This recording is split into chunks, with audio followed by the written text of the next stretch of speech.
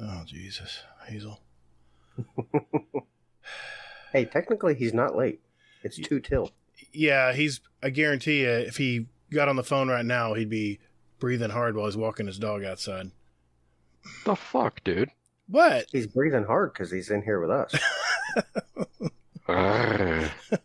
No, he was wanting to pitch an intro idea one night, and I could tell he was walking because he was like picking up shit and doing all kinds of stuff while he's talking to me. Well, hey, when in Rome. Exactly. We don't all have it like you. Yeah, I don't pick shit up. That's not my job. I wash dishes. She picks up the shit. See, I do both. I'm full service, bitch. Yeah, but do you do your own? You are. I do my own laundry, dude. Well, I can do that too. I'm an independent man, so, and I pick up the dog shit. So, okay. Ladies, I'm not single. Must be an Ohio thing. All right. It's called independence. I'm lazy as shit. I don't. I don't pick. Oh well, I'm lazy too. I'm lazy too. But were you recording all this? I hope. Absolutely. I mean, this is a great. Absolutely. I record all the time. All knowing, all seeing. You beautiful bastard, you. I've learned my lessons over the years. Over the years. The year. Almost a year. Almost a year. Yeah, that's right. Rip Xanafan.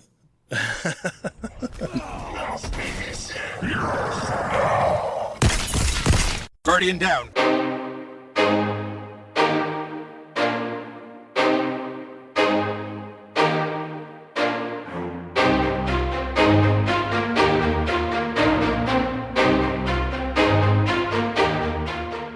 Hey, what's up, everybody? Thanks for hanging out with us today. Welcome to episode 44 of Guardian Downcast.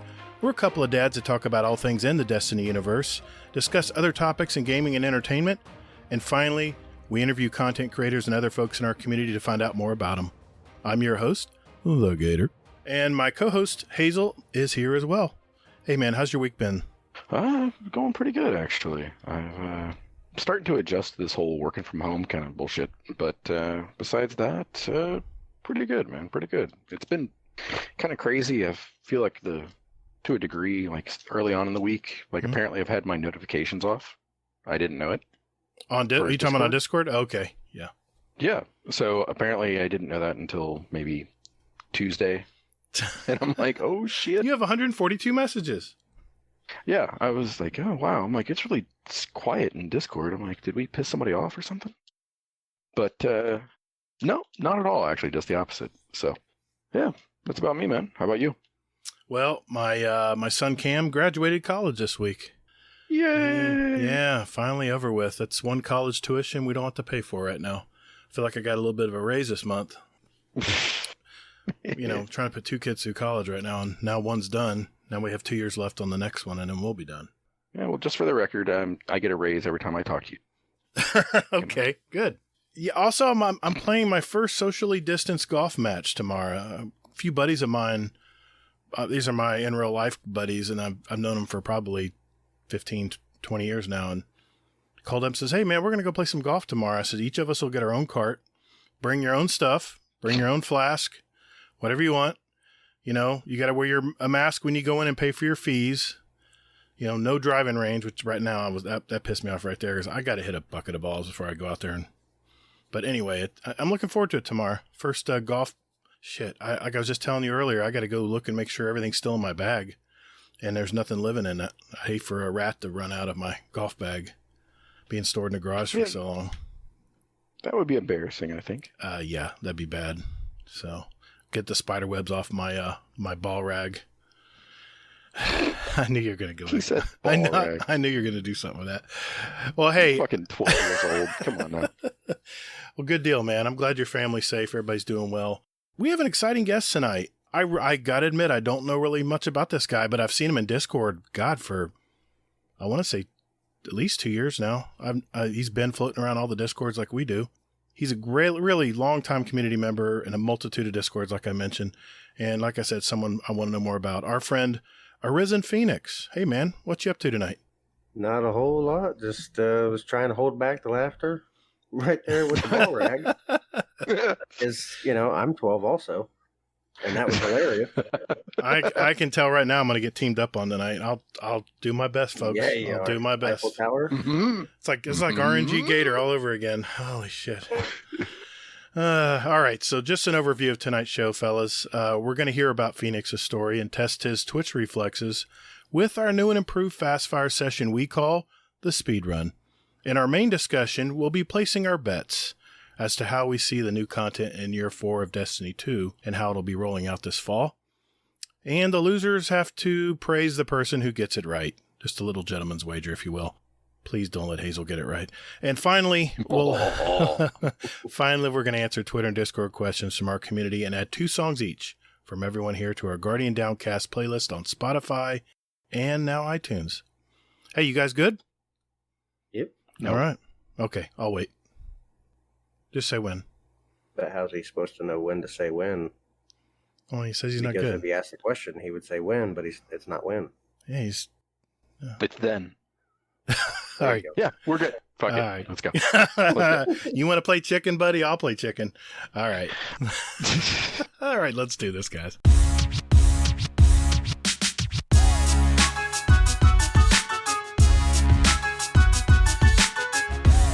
All right. Well, I'm excited, man. Phoenix, thanks for coming on tonight, man. We're really looking forward to knowing a little bit more about you. So why don't we start with this?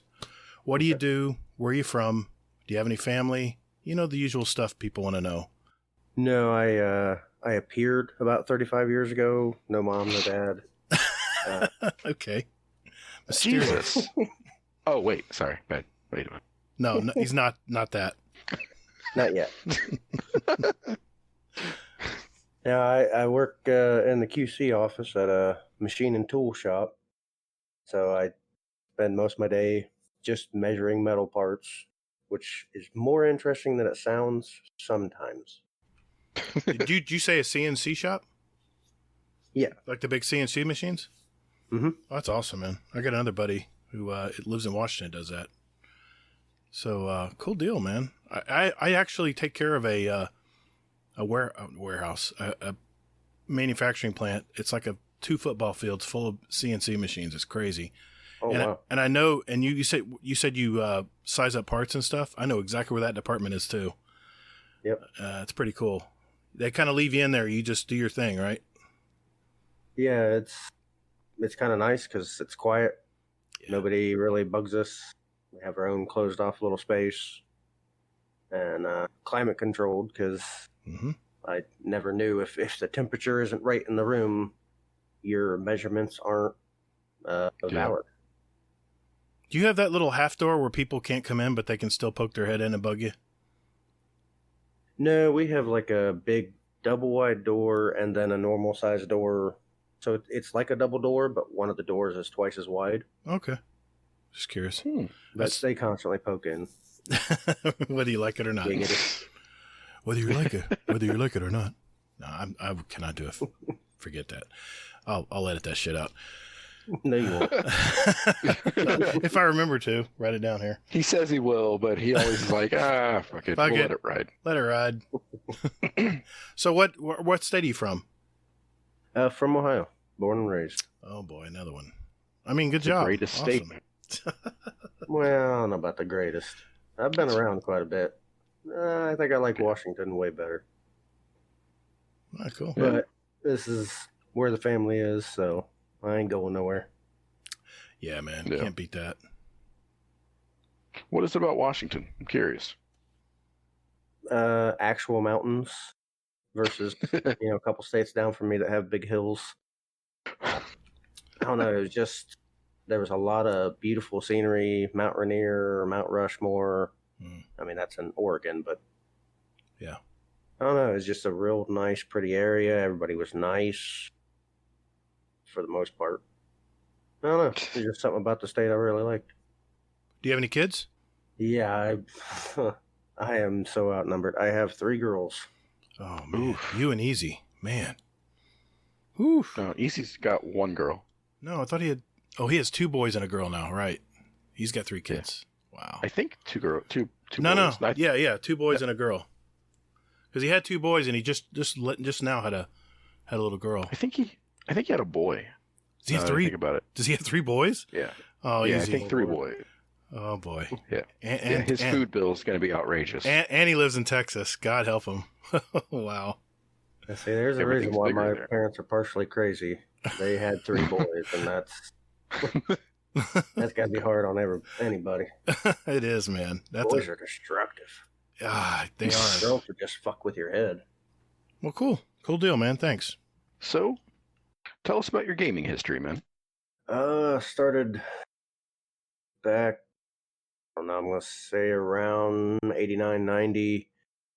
I don't know who the heck it was. It was a family friend or something. We were over there playing their Atari, and Mom and Dad came to pick us up and handed us a brand new Nintendo. And Wow. we just lost our minds. Stayed on that for a long time. Then we moved to Sega.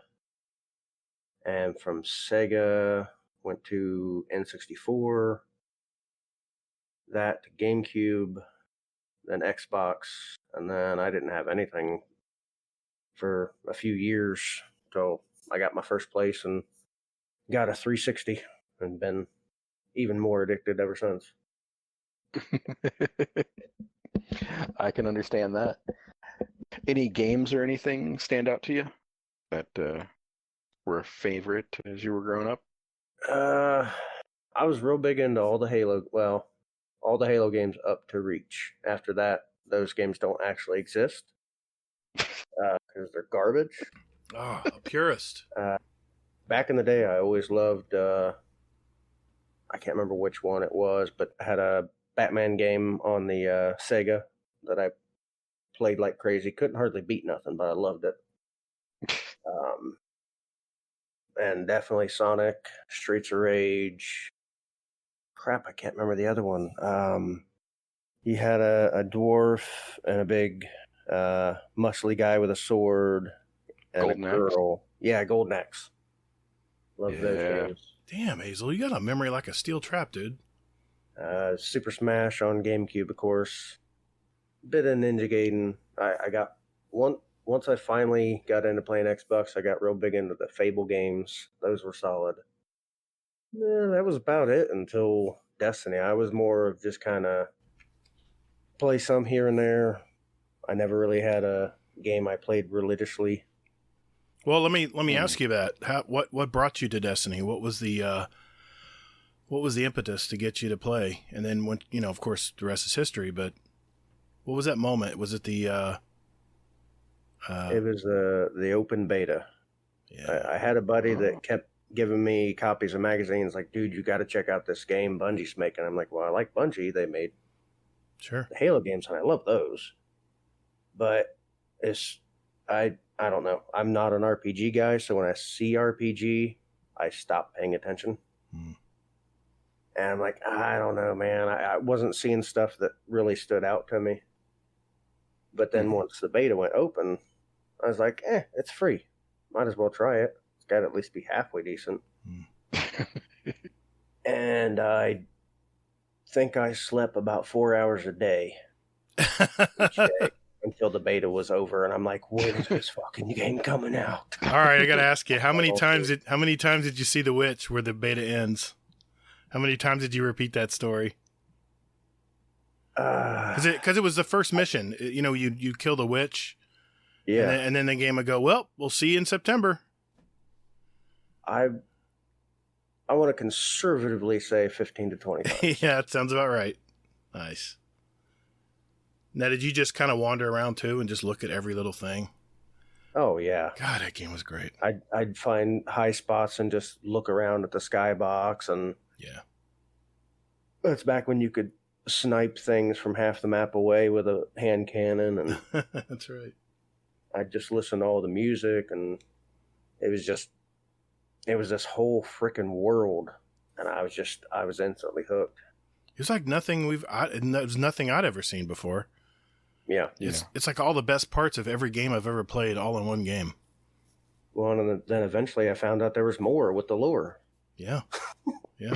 Didn't even know that was a thing. And you had to be real hardcore to learn the lore in Destiny 1 because you had to find all the damn cards, and then you had to go Oh, I had online. them all. Yeah, you had to go online and flip them over, and then they weren't in order. So you had to figure out which Yeah. orders. This is okay. It says Titan 1. Okay, where's Titan 2? You know, you're trying to put it all together, figure out where the hell's. Yep. Okay, I got to go somewhere over here to find that one, dude. You had to be hardcore to learn about lore in Destiny 1. But now it's. See, I was a collection whore, so I had, if not all, almost all of it. And I would go to the website just long enough to get rid of. I can't stand the little blip of, hey, there's something new. Yeah. I have to find that. I have to get rid of that little new marker. So I would flip all the cards and not read a damn thing. Yep. And then old buddy said something about he was in the vault, and he's like, oh yeah, these was it the oracles, the cubes that you had to break at the Templar section? The oracles, yeah. Yeah. He said something about, oh yeah, the Vex made these to wipe you from existence. I'm like, what the heck are you even talking about? He's like, don't you read the lore? What lore? Ah, crap. I was the same way, man. That's awesome. I didn't know anything about the lore. I just played the game, I love the game, I love the worlds, and then to find out there was an actual story behind everything. There was a history. It's crazy. Oh yeah, massive. Now at least they included it in the game. That's such a good upgrade. Yeah, I still don't read it though. I try to, but now you can just dial up Bife, or right. I listen to lore podcasts or watch lore videos if I want to find out about it. I don't know. I'm not much of a reader. I start to fall asleep after I get so far in. Yeah. And I want to actually take the stuff in. I got to have more stimuli for it to work. Yeah. Well, while we're talking about Destiny, what is it that keeps you coming back? Addiction? I'll accept it. I don't know. Yeah. It's one of those, I almost feel like at times I have felt guilty for not playing it more than what I have, just because it's been such, for how many years now? It's just been such a huge part of my life, and we're in our 5th year. Yeah, it's just I don't know. I don't think you're alone feeling that. I think a lot of people feel the same way about Destiny. Mm-hmm. I mean, it's always good to take breaks and things like that. I mean, like I took maybe 3 months off or something like that. Hey, taking breaks is for quitters. Yes. Thank you. Thank you, Phoenix. Yeah, I heard that in rehab. Yeah. But I'm not a quitter. But yeah, I mean, it's one of those things though. Like, I don't even remember why I came back to Destiny. It was just something. I just have no idea what it was. But I just I know what it was. It was the obelisks. I came back and I was because I heard everybody talking about oh yeah, you can get free god rolls basically. Yeah, same here. I was like, okay, well, let me fucking go back and try this. And then ever since then, it's just been I'm back on that Bungie dick. So. Well, I think that's part of the magic to it or whatever is there's just something that everybody's talking about and you're like, let's see what this is about. And next thing you know, it's 2 months later. Your wife's like, are you watching TV tonight or are you playing games? I'm like, I guess I'm playing games. Yeah. Mm-hmm. Yeah. Well, it's like what Easy said, he quit playing for a while and then he was playing again. And his wife's like, oh, are you playing this again? Oh, yeah. And he's like, yeah, I guess I am. So. The stripper girlfriend. Yes. Cannot deny her. Well, before we leave the Destiny topic here and move on to another question, any good Destiny memories? Any stories? It could be a raid. It could be just anything, really. Anything in the world. I mean, do you play in groups or do you play mainly solo or do you play a little bit of both or? A little bit of both. Destiny 1, it was a lot more group stuff. Mm-hmm. I had once one set of friends stopped playing, I talked other people into playing it and just kind of kept dragging people into it. Mm. But I don't know, probably at least with D1, clearing the first vault my first run on Vault of Glass was just, I'd never done something like that. So it was so amazing to just like, dude, this thing was stupid hard and we actually beat it. Hell yeah. And then same thing with freaking King's Fall. I hated that raid so much. I never wanted to do it, but I wanted that freaking ship. And there was something else in the calcified fragments. I wanted all the calcified fragments because I was a collection whore. Yep. I had to have them. Plus, you had to have them, didn't you, for a sword or something? I'm trying to remember. What'd you have to collect them for? For the Touch of Malice. Touch of Malice. That's right. Yep. And of course, I had to have the gun. I had to have all the lore points. I even let one of my friends. We were doing the raid, and I could not do the jumping puzzle with the frickin' ships. I couldn't do it. Triple jump hunter with the boots with the extra bones of ale. Bones of Ale. Yep. Even with that, there was that one ship I could never seem to get on top of. Yep, the one that went like, what was it like? It went straight right at you. Almost. Yeah, and you had to jump up and let it. You had to just kind of land on it without getting bulldozed by it. Yeah. And us warlocks, we would just hover and then boop. But the poor hunters, they had to get it just right. Yep, I felt bad for you guys. I managed to talk my one buddy into. We swapped accounts. Everybody just waited at the start. He signed out of his profile, I signed out of mine, and we signed into each other's so that I could stand at the end of the jumping puzzle and he could run my guy through there so I could get that red fragment right before the lift. I never thought to do it that way. And, yep. I mean, like I said, I hated King's Fall, but it was satisfying to complete. And then beyond that, I spent, I don't know how many hours just standing in the tower, talking to, in the tower and in orbit, just talking to friends. Half the time they're falling asleep on me, so I'm pushing them towards the ledge and trying to make them fall to their death to wake them up. Right. The simple things. Mm-hmm. All right, sir. Well, I'm going to absolutely steal Gator's question here. Go ahead. So, I am damn straight. Tell us about the gamer tag. How'd you get it? No. Hold on. Dude, what's up with the gamer tag? See, you got to do it right. Gotta do it right, Hazel. He still has to ask it. You hear that? I can't let it go. It was just kind of a on a whim thing. I mean, I've always thought like the mythical creature, the Phoenix, was pretty cool. It used to be Crimson Razor 86 because I like the color red. Razor sounded like a cool thing, and I like different knives and whatnot. And then the 86 was because I was born in 85, but my buddy decided he was going to do it for me because he was a control freak, whatever. And he fucked it up. He put 86. Or he messed up the spelling or something and tried to redo it and had to bump it up to 86. I'm like, this is just stupid. Well, then I was playing with another buddy, and he's like, dude, your name's pretty freaking dark. I'm like, what are you talking about? Crimson Razor? Like, somebody slicing?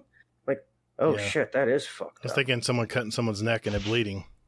Yeah, it never clicked. So I'm like, I got to come up with something else. That's too much stuff for me. So I was like, well, something fresh and new. Phoenix. Arisenph0enix, because it's new. And use a 0 instead of an O, correct? Only because Phoenix or Arisenph0enix is taken in every other form on everything. Of course it is, yeah. So I stuck with it and haven't had an issue since. Yeah. That's why I use the acronym Gator, because of course GATOR is just any kind of derivation of that word is taken. So just get creative. Got to change it up. So what does it stand for if it's an acronym? No, well, it's not an acronym. It's just a... Oh. I was going to let that one slide. I misspoke. I know my wife hates it when I say that. She goes, acronym. That isn't an acronym. I'm like, okay, all right. So it's a... I'm scoring points with Mrs. Gator. Yeah, she's the grammar teacher. well, we've talked about Destiny. We've talked about your gamer tag. Let me ask you this. How did you find this group of Discords? What brought you in here initially? Was it Dad Tales you started with, or was there somewhere else that you originated from? Yeah, it started with Dad Tales because Justin was on an episode of the Lorecast. Oh, okay. Which was like the second or third podcast I had ever listened to. And I was like, this guy's kind of weird. He's kind of funny. He's got his own podcast. Maybe I'll check that out. And I listened for a couple minutes. I'm like, I don't know. But I came back around to it and just freaking fell in love with those guys. Yeah. And then, of course, everything exploded from there. Right. I think Boost was going to be on bad, so I started listening to them.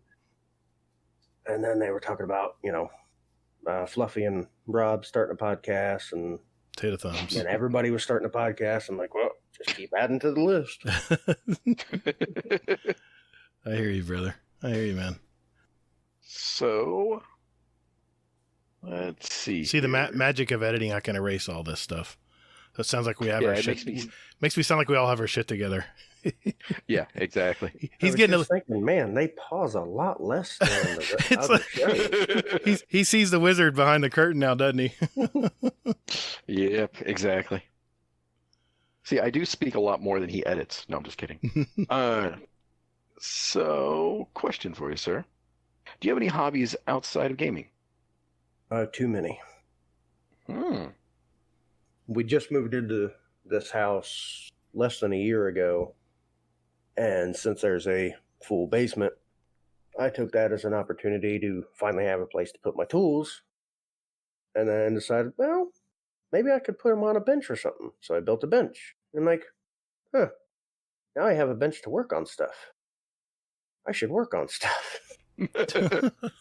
So I went and stole one of Mom's antiques from her porch and started working on that. Put that off to the side to work on a grinder I got from my dad, because I'm like, well, that'll help with this project. And then that didn't go anywhere. And I got a table saw from him, because that would be nice, and that didn't go anywhere. And then I started working on knife making. And I'm like, well, I kind of need a grinder that works for knife making, so I got a grinder. And that started other projects. Just kind of been a spiral of, there's a lot of things I could do. So, it gives me plenty of opportunities.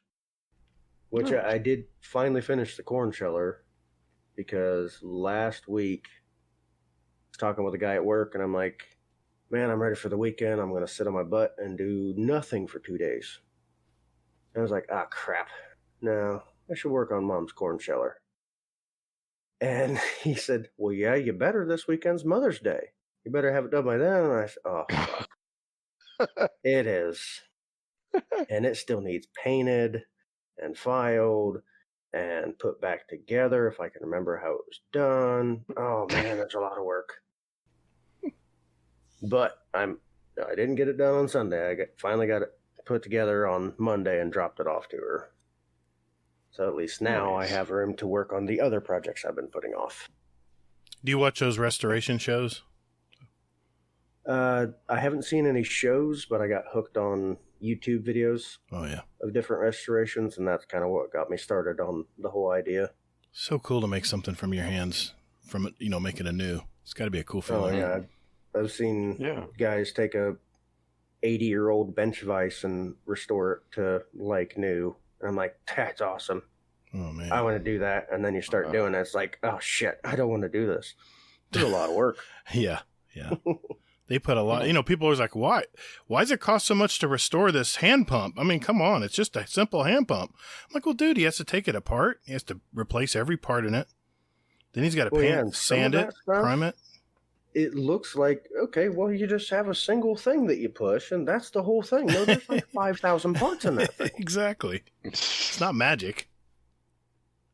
That's funny. I always get a trip when people do that. They simplify things. Well, yeah. Well, hey, another question for you. Follow up there. You said you make knives. Do you sell them, or is it I've just started making knives, I cut out one blank and kind of got the rough shape and ground way too much for the bevels, and it's sat since. So I haven't even actually officially made my first one. Okay. Just kind of got my start into it. Got Cool. all the equipment to be able to do it. Nice. I love knives. So if you do pick it up and things like that, let me know. I'll buy one for you. Sounds good. Yeah. Good deal. Well, let me ask you this. This is a question, one of my favorite questions. We added this one about halfway through our season, and I always seem to get good answers. What's the one thing that maybe your gaming friends that no one knows about you? It could be something small. Could be something big. We've had some exclusives. I wouldn't go so far as to say that I have OCD. I have OCD tendencies. Okay. So just like I can't stand the little new notification. The blinky lights. It drives me insane. You remember when when Eververse wouldn't stop blinking? You know how much that bothered me? I stopped playing the game. I stopped playing the game and I'm like, no, this is ridiculous. So I would just not go to the tower. Right. It's like, fuck bounties, nothing that makes me go to the tower. I don't want to see that. Yeah. But then I was like, oh, I must have lost an engram or something while I was running around. So I'd go back to the tower. No, it's that stupid Eververse crap. Yeah. Sweet. But it's... I think... I wouldn't call it that I actually have OCD because it's not diagnosed or anything, but it's gone as far as... years ago, I spent 20 minutes in a Walmart organizing their discount movie bin. You mean the bin where they just dump it in there? I hate that. Yeah, it's just a massive pile, about 2 DVD cases worth. And you're always digging, thinking you're going to find a nugget down there that maybe no one saw. Right. There's like 4 movies in there. But They're it's all like duplicate. 500 cases, and they're all made together. I had it. Every single DVD standing up in order alphabetically. There's nothing wrong with it. I'm gonna go on a limb and say that. I've done that too. I'll be looking for something. I'm like, if I'm gonna look for the damn movie, I might as well just straighten up this area a little bit.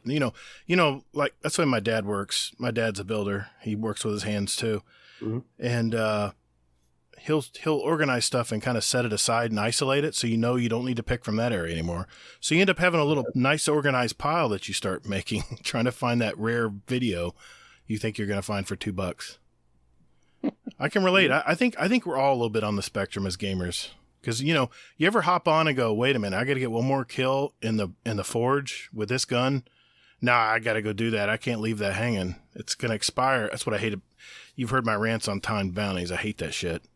You'll run into even though you don't need it, you'll go run a forge just to get that bounty off the board.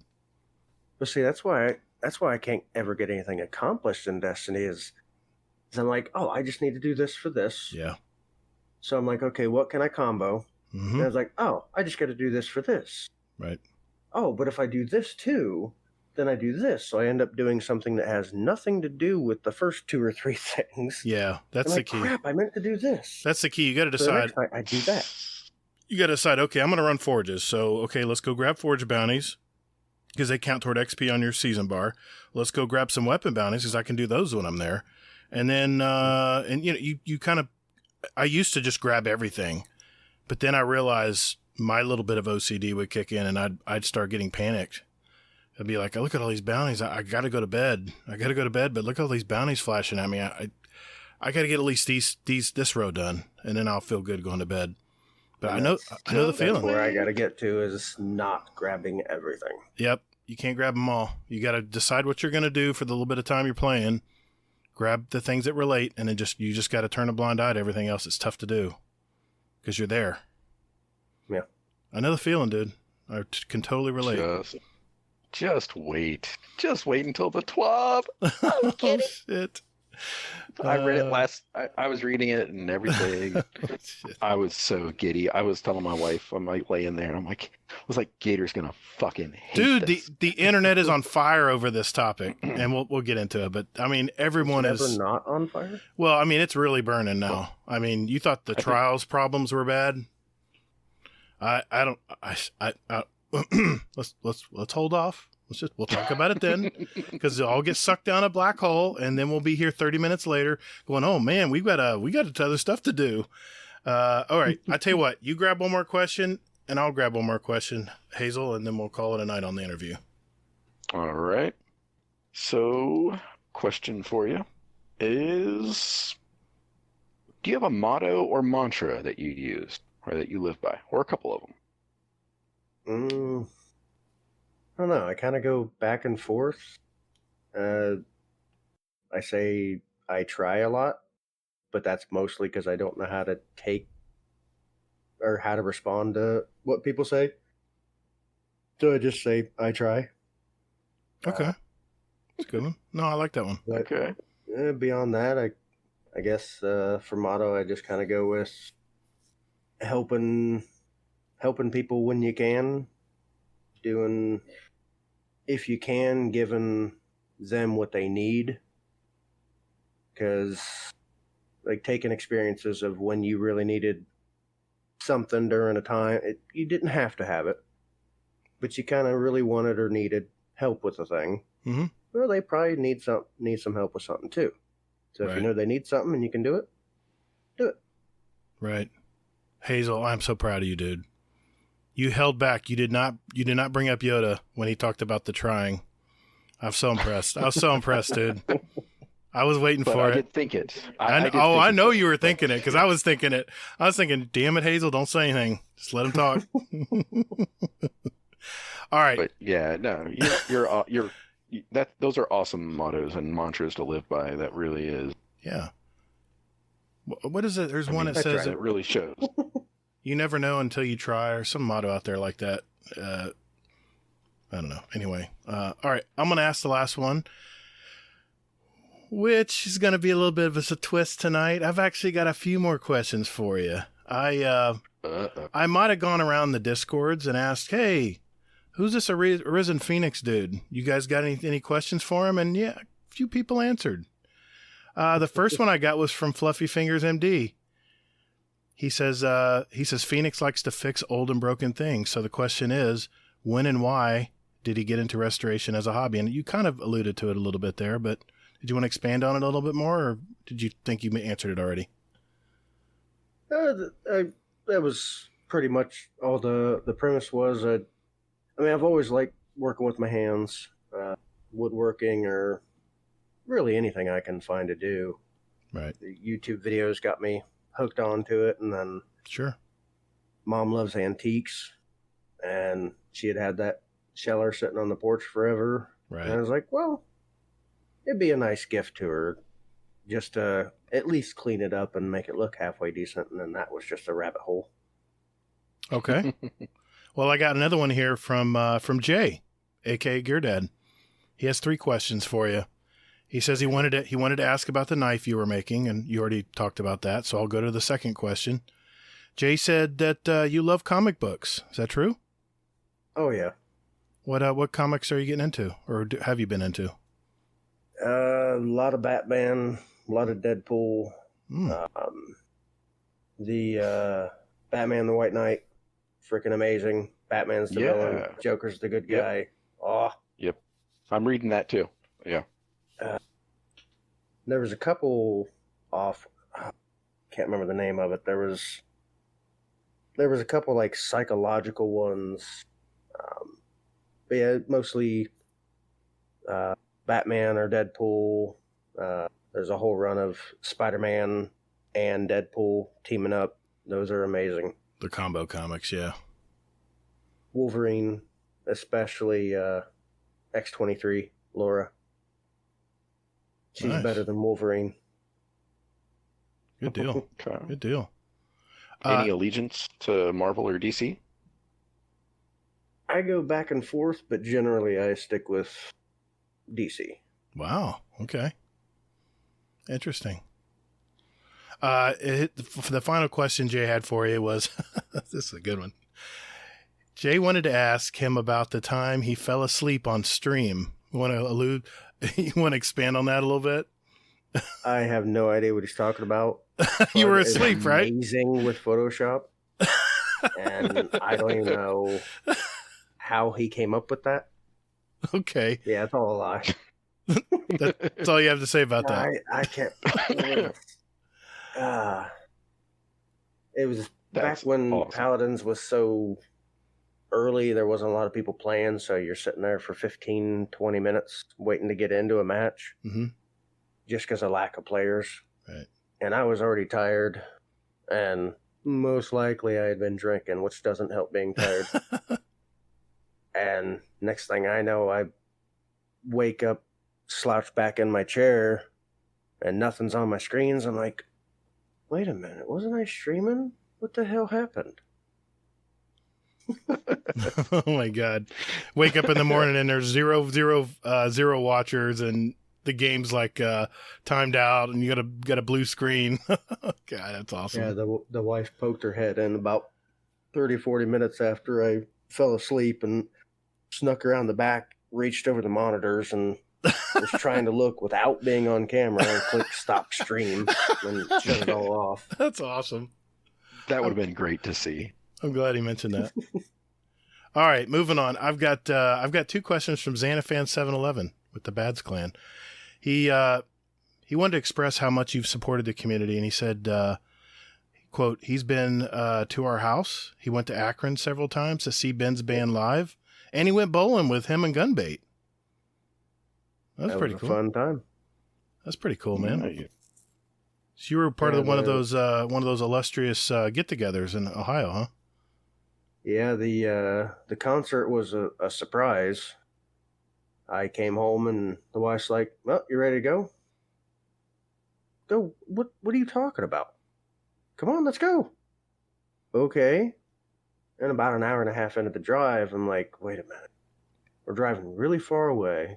We're headed northeast. I'm pretty sure Ben was talking about his CD release party. And I'm like, we're going to Akron, aren't we? She's like, daggone it. And they kept talking about the meetup, and I was like, okay, I got to take vacation time. We got to make it out there for that. Yeah. That way I at least That's see the guys awesome. before they left the state. Yeah. That is cool, dude. And the second question Xanafan had was, he wanted me to ask, how did Casadilla become a thing? Gotta know what this is about.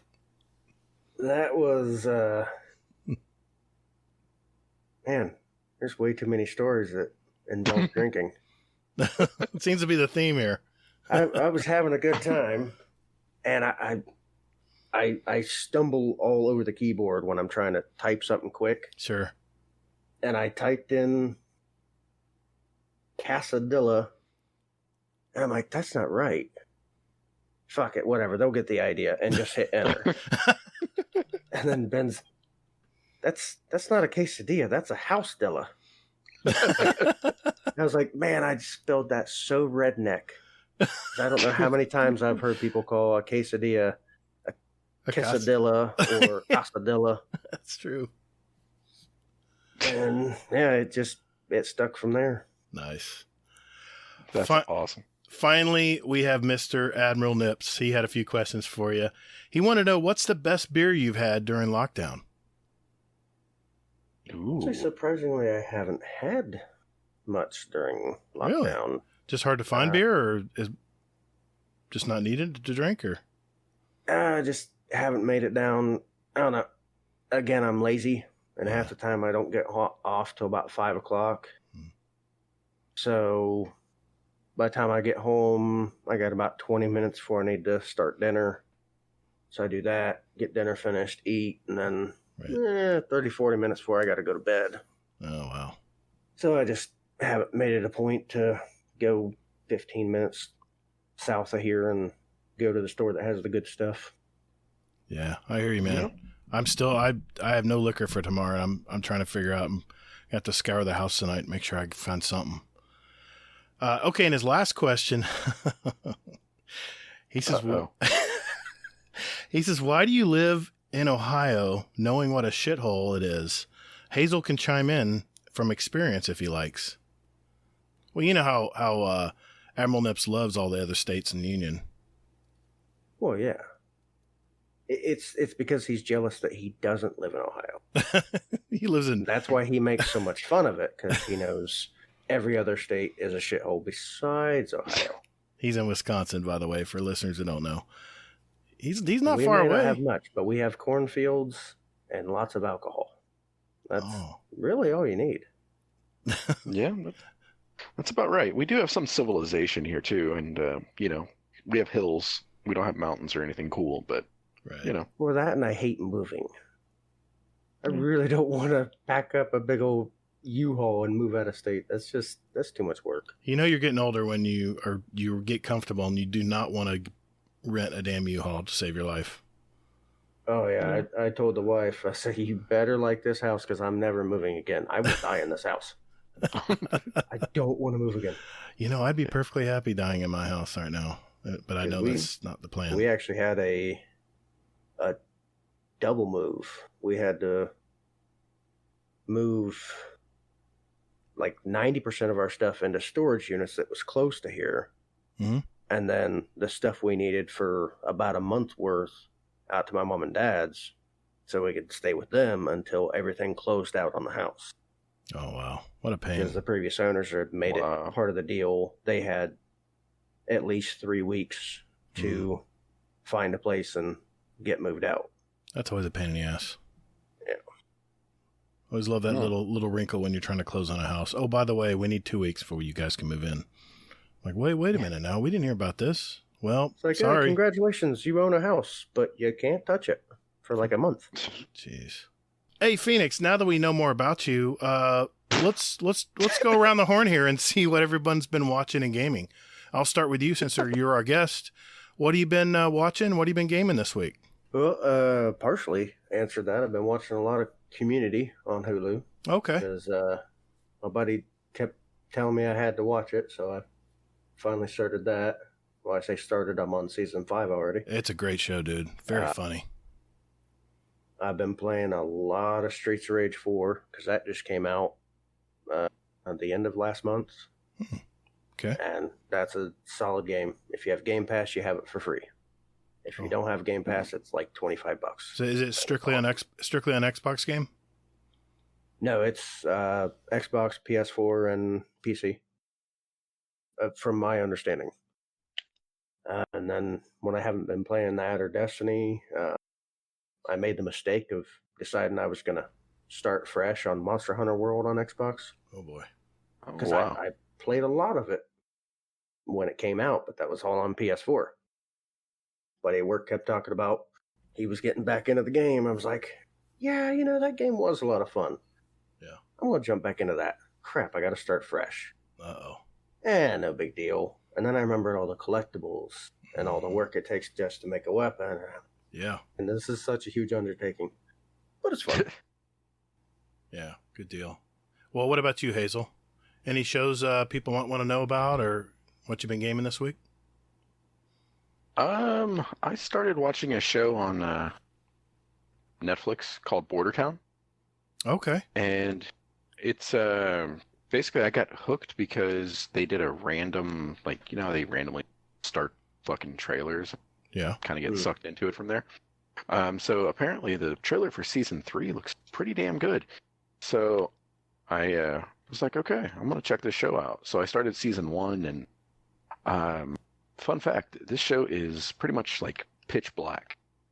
It is dark as hell. Like literally everything's at night? No, like the topics it deals with. Oh, it's dark topics. Gotcha. I see. I thought the same thing. I'm like, oh, it's all like nighttime shots. Yeah, that's what I'm thinking. I'm thinking, is this like Game of Thrones where you couldn't even see the fight at night, or what? No. I mean, some of this stuff it doesn't really show you too much gore, but it's definitely it's a police show set about, I think it's like 2.5 hours away. It's on the border between Finland and Russia. Oh shit. Okay. So, and it's It's a little dark show. Guy, the detective is he's like Sherlock of Finland, kind of. Okay. And yeah, but it's a really, really good show, and pretty cool because he's got a family, and his wife has her own storyline, the daughter has her storyline, and the daughter is sort of has some of the same abilities that he does. Okay. So she's using some of that stuff, her storyline. It's like, ooh, this is fun. Border in a Town. really sick, nasty kind of way. But yeah. Okay. I'll have to look that one up. What about you, man? That's it? That's all you got? Okay. Top Chef. I mean. Oh, but, yeah. You know. My wife already watched it. I said, Yeah. don't we have Top Chef to watch tonight? She goes, I already watched it. Got out of the shower, got home from work, got out of the shower, and already watched it. I was like, damn. That's dedication. Yeah. Yeah. My wife is trying to get me to watch the second season of that show, Dead to Me. Oh, yeah. So, yeah, we watched the first season, and that was pretty decent. It was a decent way to kill some time. Well, I started up on trying to finish up season 2 of Star Trek Discovery, and it's a pretty good story. It's just there's so much pulling at you, entertainment wise, and now that we're all sequestered at home still, that it's even more so. Songland, of course, is my favorite music show right now. They had who did they have this week? Julia Michaels was the guest this week. You know, this is where 4 music writers, you know, they're fairly new music writers and artists come in with their songs that they wrote, and there's they pick 3 of the 4, and then these, you know, famous 3 producers each grab one of those songs and they tweak them, and then they have a final product. It's really neat. And then, you know, the guest Julie Michaels, she had to pick one song at the end, and they usually show a video at the end to show, you know, where they applied it. It's really cool seeing the finished product. The Voice is in its finals, and I got to admit, man, it's still very good for being all remote. I'm very impressed. The audio quality is really good, and it's a very entertaining show. I did finally wrap up the last episode of Homeland on Showtime, and the last episode was really, really good. It was a fitting end to the long series. 8 seasons I binge watched that damn show. So now I've got a new one. I'm binging now on Showtime, Billions. Damn, it's a good show, man. This is a great show. My wife and I saw the first 2 episodes, and she's like, meh, it's a little slow. It is a little slow setting up, but man, once it gets cooking, you just want to know, I got to watch the next one. I got to see what's going on here. I got to see how this turns out. So yeah, that's my new addiction now, TV-wise, is Billions. So I'm on, I just finished the first season, and I think there's 5 more seasons left, so I'm going to be busy.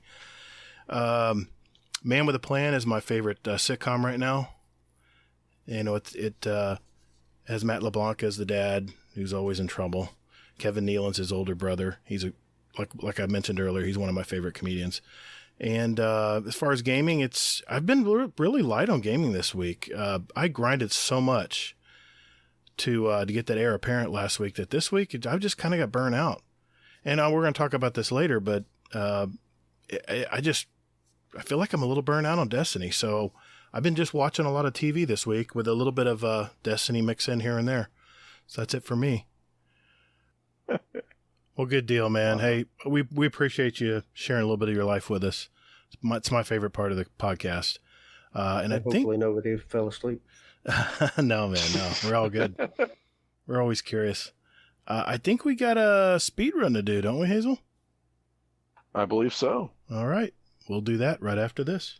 Call the Praxic Order, call the Thanatonauts, the Ginseng Scribes, call everyone so they can witness you. All right. It is time for the speed run, boys and girls. This segment is called the speed run. This is where we have a database of over 125 randomly asked questions, and Phoenix here has 60 seconds to answer as many as he can. These are short 1 or 2 word answers, and we're going to keep track of how many questions were answered by each of our guests each week. And at the end of the year, the person that has the most will win a cool prize. I will be asking the questions as usual. Hazel will be our quality control expert and timekeeper.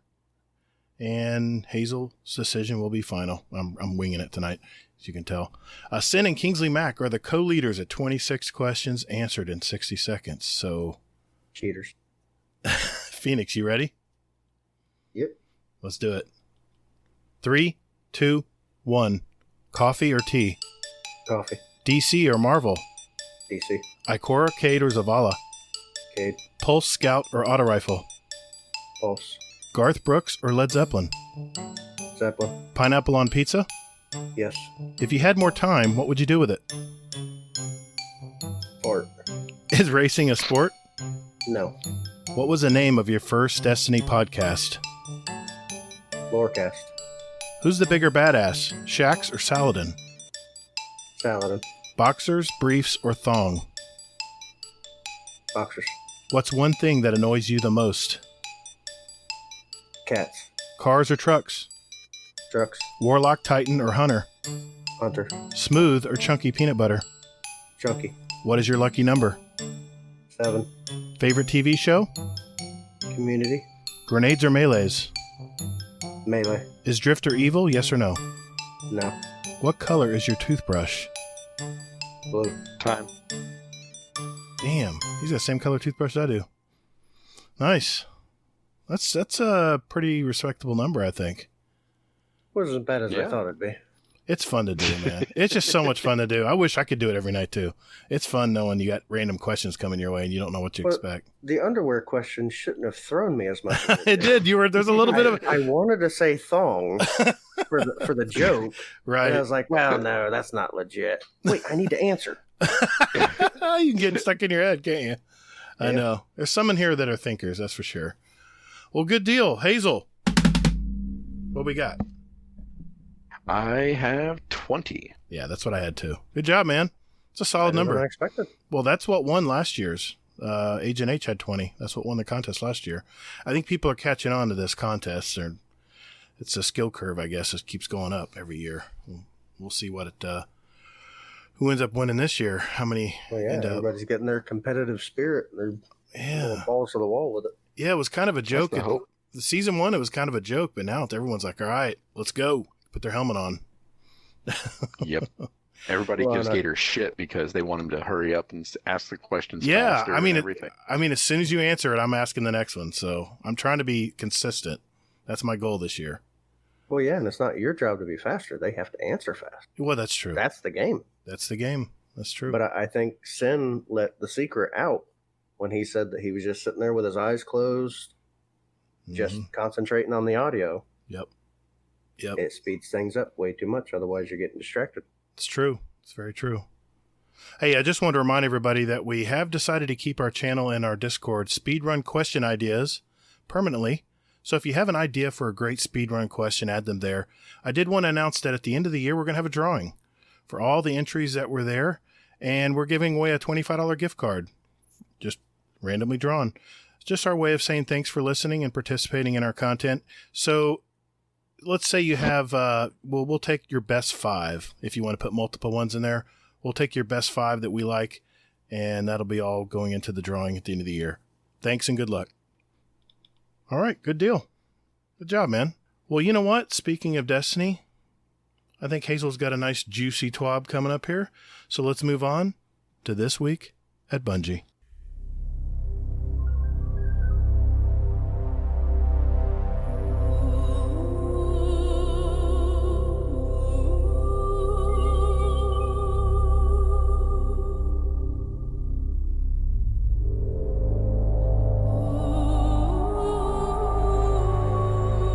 Hazel, we got a nice juicy twab this week. I'd call it moist, in fact. What do we got?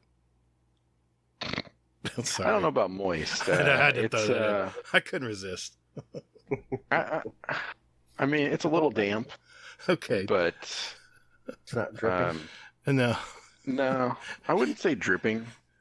It's maybe a little soggy. Let's just go with moist. Sorry, Chris. By the way, Chris, I hope you're doing well, buddy. I know you had to go back over to the island to finish up that mansion you're working on. Chris is a Finnish carpenter. Hope you're doing well, buddy. That place he's staying at, did you see that? I saw that. I was like, damn, that's better than my house. For fuck's sake, man. He's got the hard life. Well, I mean, still, he's away from his family, so, I give him credit that, that does suck, but it sucks a little less when you're staying at That's true. a nice-ass house. Very true. So, all right, so on to the twab. So let me go ahead and quit playing Rumble. All right. So, no, I'm just kidding. I'm still playing Rumble. By the way, I wanted to mention, all I had to do was get 25 super kills in Rumble to get that white emblem, I guess. And I said last week I was going to do it. Nah. Mm-hmm. It took 30 games. Nah, dog. I started doing the math on it. I was like, that's all right, man. I think I'm good. So I did not end up getting that emblem at the end last week. Just FYI. Yeah. All right, sorry. I didn't even try. So, well, I heard Night Demon was talking about how he did like 30 games. I'm like, whoa, 30 games or 25 games. He's killing one person a game. And I start thinking about it. I says, you get your super, if you're using like a Nova Bomb, they spread people out pretty well, and people can run from the Slova. I said, I might just get one kill a game. I'm like, nah, I'm good. I think I'm happy where I'm at. I got my gun. I'm happy. Just a stupid bounty, man. Why would they include something like that? I don't know. Shit, I'm already ranting. Sorry, go ahead.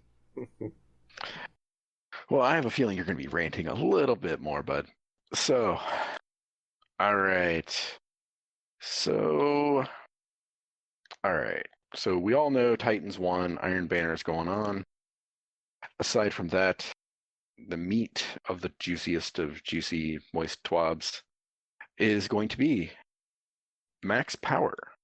Not to be confused with the cinematic masterpiece that world-renowned actor Taylor Lautner was in, Max Power, or Max Steel, but still.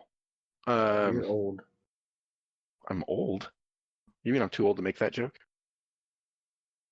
Sure. I know what TikTok is. TikTok. What time is it? What's that have to do with Max Power?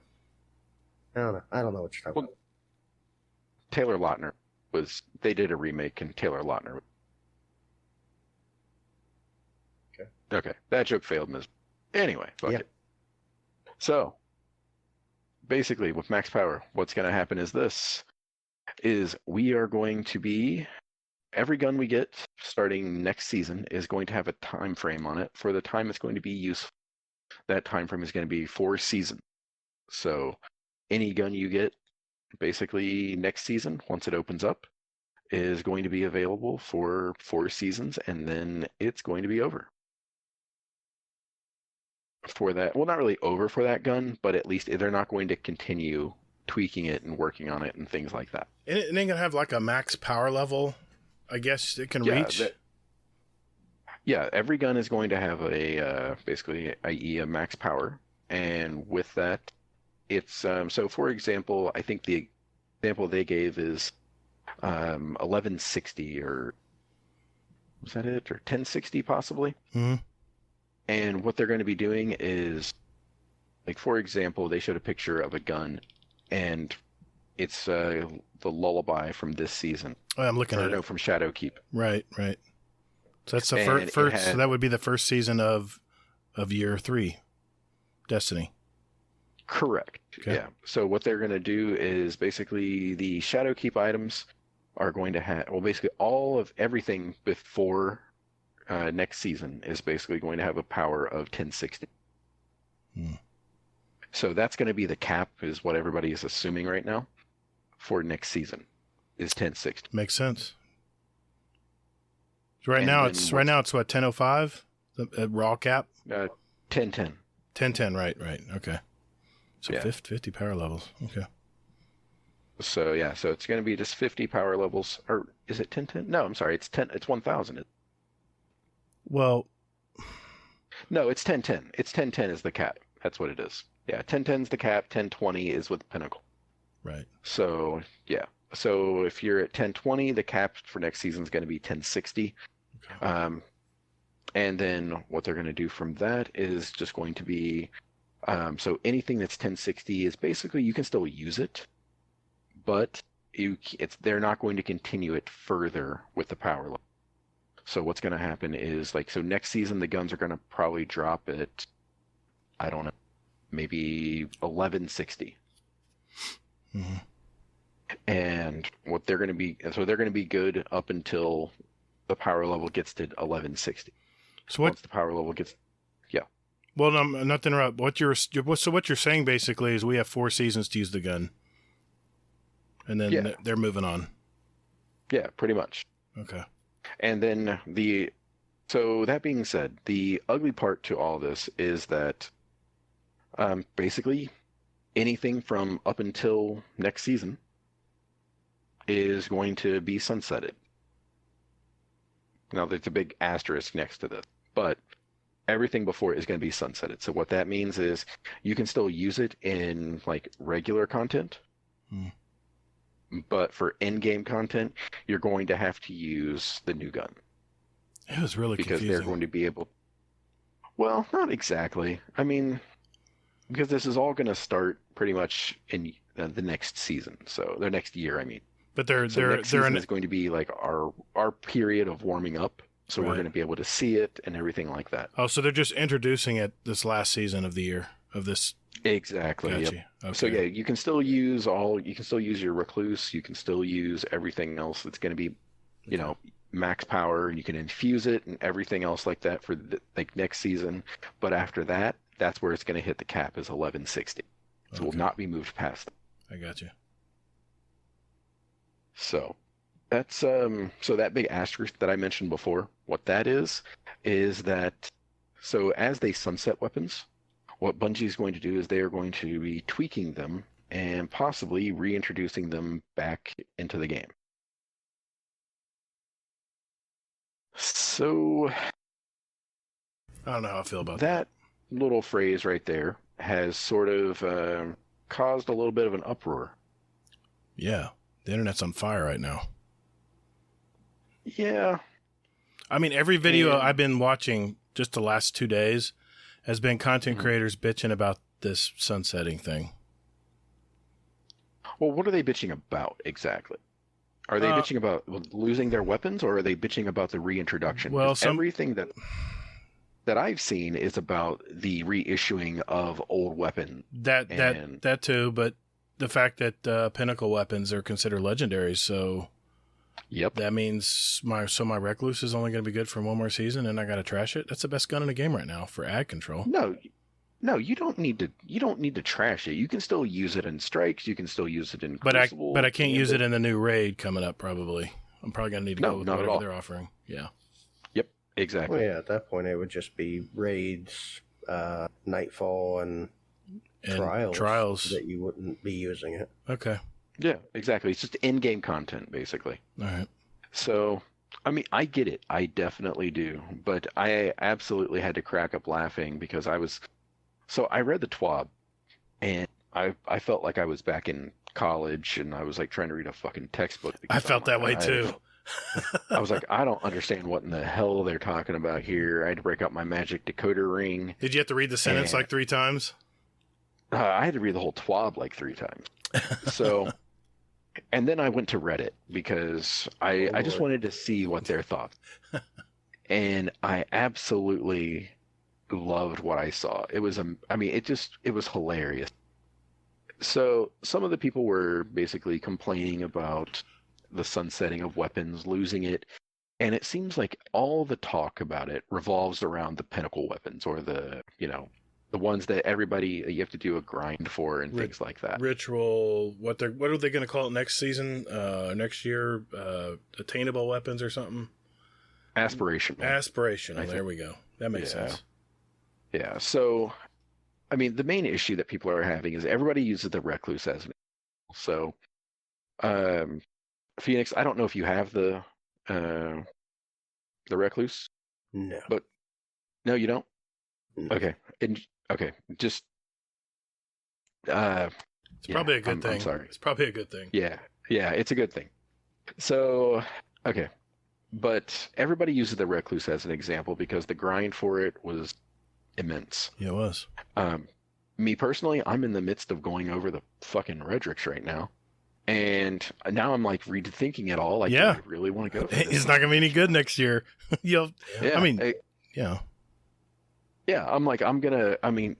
the midst of the 75 games that I have to play to get it, and I'm like, you know what? I don't really know if this shit's gonna be fucking worth it. Why, Luke Smith? Why do we need to sunset these weapons? Why not just have a huge database of weapons? They're there. The artists have spent so much time creating this art. these weapons. Why would you just want to throw them in the trash can? I don't get it.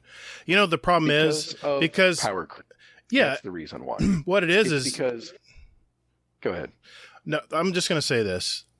They complain that, well, you know, no one wants to try to get the new weapons because they'll say, well, I've already got a weapon that's better than that one.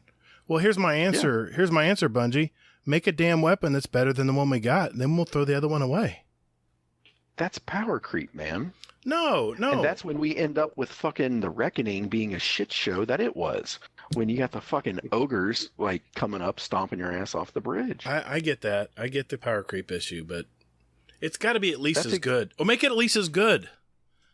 Okay. No. Well, no. Let's use this example. Since we're on the subject of the Recluse, you got to admit that's the best SMG in the game. Has any of the new SMGs even come close to how good the Redrix? You let me see Redrix. The Recluse. All right, hold on. Hold the phone for a second. All right. When did the Recluse come out? Shit. Was it Season of the Drifter? I can't remember now. It's been a while. Fuck if I know. But my point is, though... That's my point right there, is that it's been a while. How often do you take... okay, so I'm going to be completely blunt with you here. So, besides Telesto, what other energy weapon do you use besides Recluse? And your Prolium? Not much. No, not much else. I mean, thank you. Exactly. That's the problem. Is that, you know, I'm guilty of it too. You know, I mean, the Recluse is my crutch. It's the crutch for everybody in Destiny 2 who has it. But my point, Hazel, is why can't they make an SMG that's as good as the Recluse? Make it as good. There won't be any power creep if it's just as good. If they're going to sunset the damn thing and we can't use it in the next raid, then my God, give us a raid SMG that's going to be just as good. It has that perk. Well, they might, you know. And it's funny you say that because Andrew Hobbs, he works for Bungie. He put a tweet out and he goes, you know how Recluse shits on everything in PvE? Weapon sunsetting means we can add more weapons that shit on everything, and they just eventually fall behind in power. New weapons that shit on everything can be added without constant power. Very excited. That makes sense. Yeah, potentially you could get something that shreds just as much as Recluse, and it's just, oh, what's this new legendary I got? Holy crap, this thing is amazing. But that's my point. That's my point. What new weapons? Let's start back all the way to Shadowkeep. None of the new weapons even compare to what we have. That's why there's no aspirational content. There's not a badass weapon really out there other than the shotgun in Trials. And now, of course, we'll talk about this later, but there's a big community thing going on right now to get the next shotgun. That's supposed to be like slam packed with perks to make it the best shotgun in the game. Other than that, look at all the Seraph weapons, Seraph Tower weapons, all the Seraph bunker weapons. Name one of them that's better than what we already got. I mean, they're not even as good. Even the automatic rifle, they're 450s. I can just pull out a Uriel's Gift, does the same thing. Well, other than, go ahead. Don't the Seraph weapons have like a tick off for all the orbs or whatever? Yes, that's I was just going to mention that. If you have the armor with the perk. I don't see people even proccing those hardly. Oh, I do a lot, especially when I'm clearing bunkers. Have people put in the same amount of work with the new weapons to figure out how to make them work as good as the same weapons they've been using for 4 seasons? Because I'm the same way. I don't change my loadout. I use the same old stuff I've always used. I get something new. I try it a couple times, and that could be good, and then I don't touch it. Well, this is just reinforces 30 and Still Gaming's input. Why not have a weapon to start with a white gun, then keep upgrading it? Because if you get comfortable with a certain gun, why not just let the gun get better as the game moves along? So, okay. So it sounds like you're very anti this. I'm not very anti this. There's 2 ways you measure a gun's worth. How quickly does it kill people in Crucible, and how much DPS does it do in a raid or a boss fight? That's the two criteria. Everything I've seen so far has not matched what we already have. Doesn't even match what we have. But here's the thing, though, is that what they can do with this now is now they don't have to fucking worry about shit like the recluse. They don't have to worry about people going like, hey, you have to have the recluse in order for you to do that. I get that. Now what they're doing is now they can build the game that they want to build without having to worry about power. They don't have to worry about it. They can do what they want to do now. They can make raids that that we can actually do and not experience like bullshit. All right, then I'll leave it at this, as I know we can talk all night about this. Bungie, show me some guns that are better in the future, and I'll be all on board. Well, that's the thing, is that's what it's all going to come down to, is pure and simply that. Mm-hmm. It's all going to come down to Bungie going ahead and dropping some good stuff that we're going to be like, okay, I'm on board or I'm not on board. Okay, when you say, quote, good stuff, it better be a good pulse rifle, there better be a good hand cannon, there better be a good shotgun. You go down a spectrum, there better be replacement weapons, because I don't like to use hand cannons and I don't like to use shotguns. I want to use a pulse rifle and a fusion rifle. So unless you have fusion rifles and pulse rifles that are at least as good as a Bygones with Kill Clip and Outlaw, then I'll be all on board. And as long as it has a good feel, has the same feel, or has a very comfortable feel, because everyone kind of gravitates toward the gun they like that feels good, Yep. Mm-hmm. That's all I'm saying. You're so high maintenance. So high maintenance. No, not really. No, I'm the same way. Really though, I'm glad that we're doing this. I'm glad that we're sunsetting weapons. But what I was getting to before though was about the reissuing of weapons. That area is basically getting a lot of attention because everybody's thinking that Bungie is going to go ahead and they're going to tweak the Recluse and then they're going to bring it back out and make it some big long quest that we have to do again. Oh, so they're in it again. Gotcha. Yep, exactly. That's what everybody's freaking out about right now. I don't think so, because they've minimized all the pinnacle weapons to just one aspirational weapon a season now that you can do in any Gambit, Crucible, or whatever. Oh, Gator. What? Yeah. So, just keep it in your pants, buddy. Hold on. All right. Am I getting ahead of myself? Sorry. Yep, exactly. You're thinking too much about where we are right now. Okay. Not what's coming up. Okay. So, all right.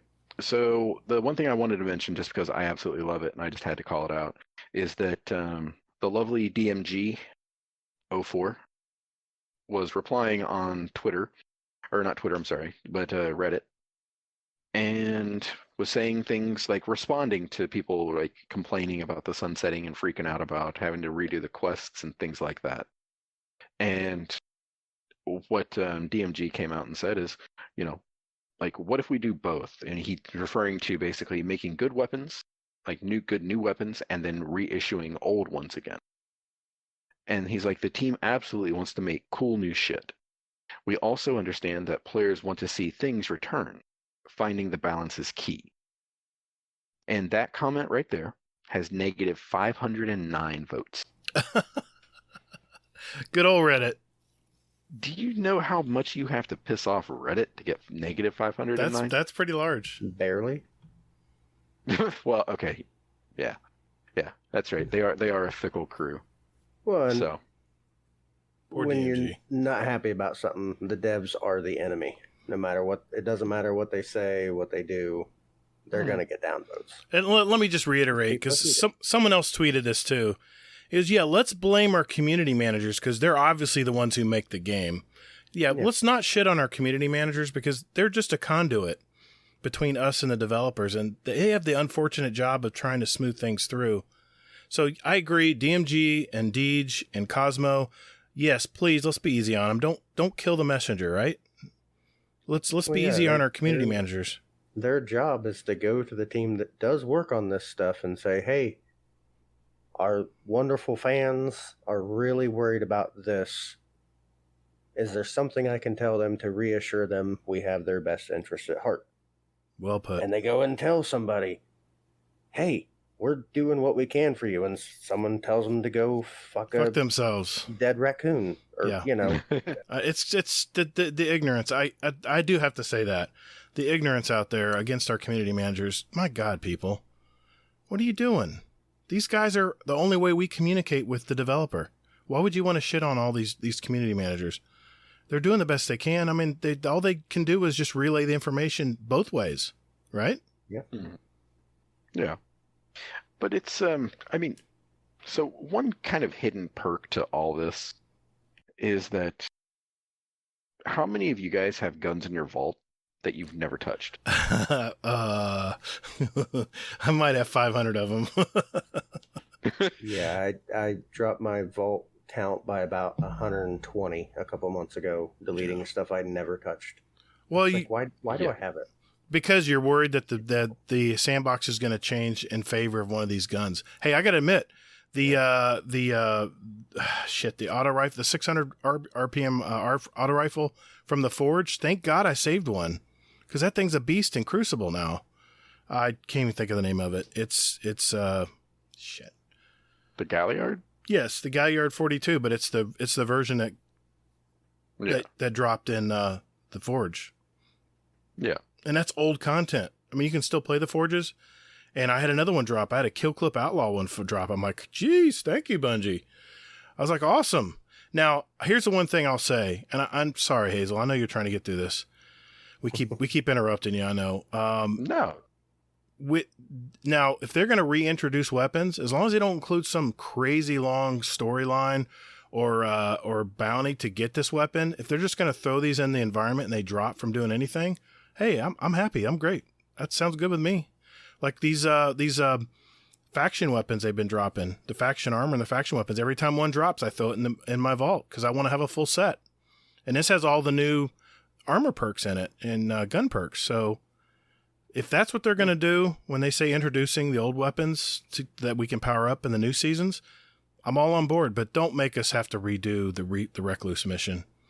God almighty, people will be so pissed off they have to do that all over again. It was so much time invested in that weapon for it only to go away. Mm-hmm. Well, what I think would be okay with the community would be if they made it so that. Well, actually, one thing I want to say real quick though, you mentioned is don't make it some big long storyline. Yes, give us a story. I will take a story about the Recluse and I will do that shit and I will love it every minute. If there's any type of story tied to the. Well, my answer to that would be just include that storyline somewhere else in normal gameplay. If you're going to include more story, then let's put it where it needs to be, not in an abstract weapon bounty. It's lore. It's lore, though. Okay. You know? It's the lore to that gun, and I would be okay with that. That exotic hand cannon where Shaq's sang and all that. Oh, yeah. Something like that could be cool. Or, you're only talking a couple campaigns. And let's... Small. And let's keep in mind, they're not touching any of the exotics. That's the good news here, right? The exotics stay. Yeah, exactly.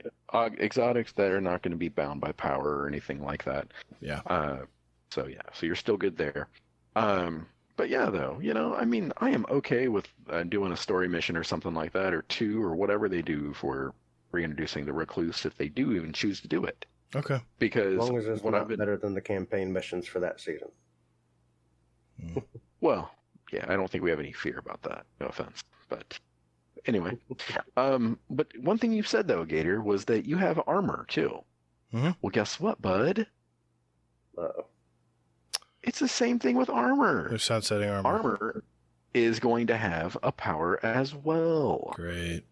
Now, this is the part that really pissed me off personally because, I mean, I've worked on my builds and things like this. Mm-hmm. So I've got some Undying mods. I do have some Undying mods, but I've got some Undying armor and all of this.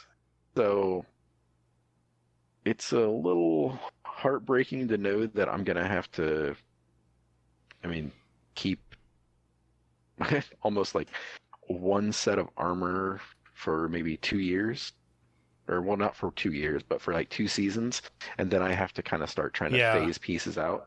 They've definitely mentioned that they're going to extend that a little longer.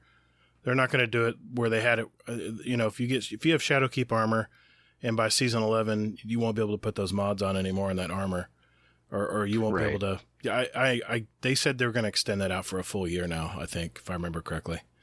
So yeah, they did. That's good what I'm news. going to get to too. Is that they're doing away the seasonal mod slot. Yeah, and but what I'm talking about is the armor in general, though. The Yeah. armor in general is only going to be good for basically 1 year. Yeah, but then, but you're mentioning something down the road that I don't want to get ahead of you, but that's going to fix that problem. But I'll let you go ahead.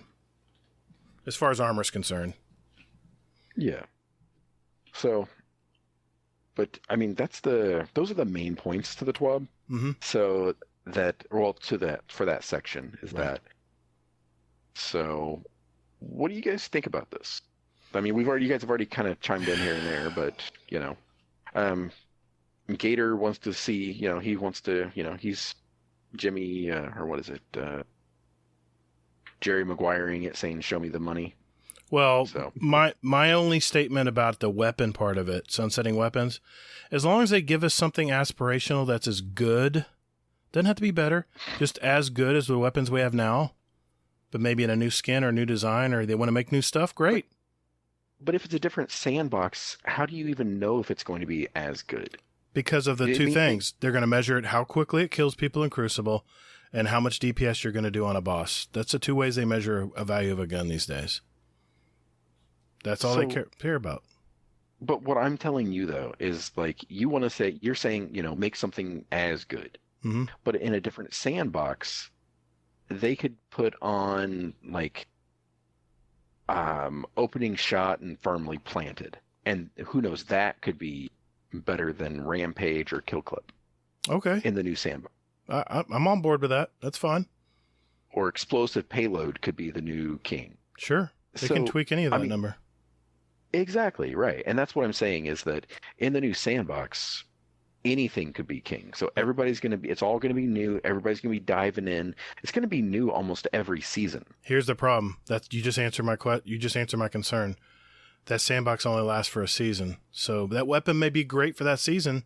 Then the next sandbox comes out, then what? Then the weapon's useless because of the perk. No, not at all, man. So no, say they come out with an Einstein D, an Einstein E. All right, they upgrade it to the next one for the season 12. Mm-hmm. All right, that you have that weapon for a full 4 season. I don't know. I'm a collection freak. I don't like it. Just the fact that I know. Yes, I understand. I still pull year 1 weapons out of collections to use in the Crucible or to do. Clear out something in the worlds that doesn't require, high power levels. But I don't even know where that thought was going. But I like collecting. I like having these guns available to me, and the vault.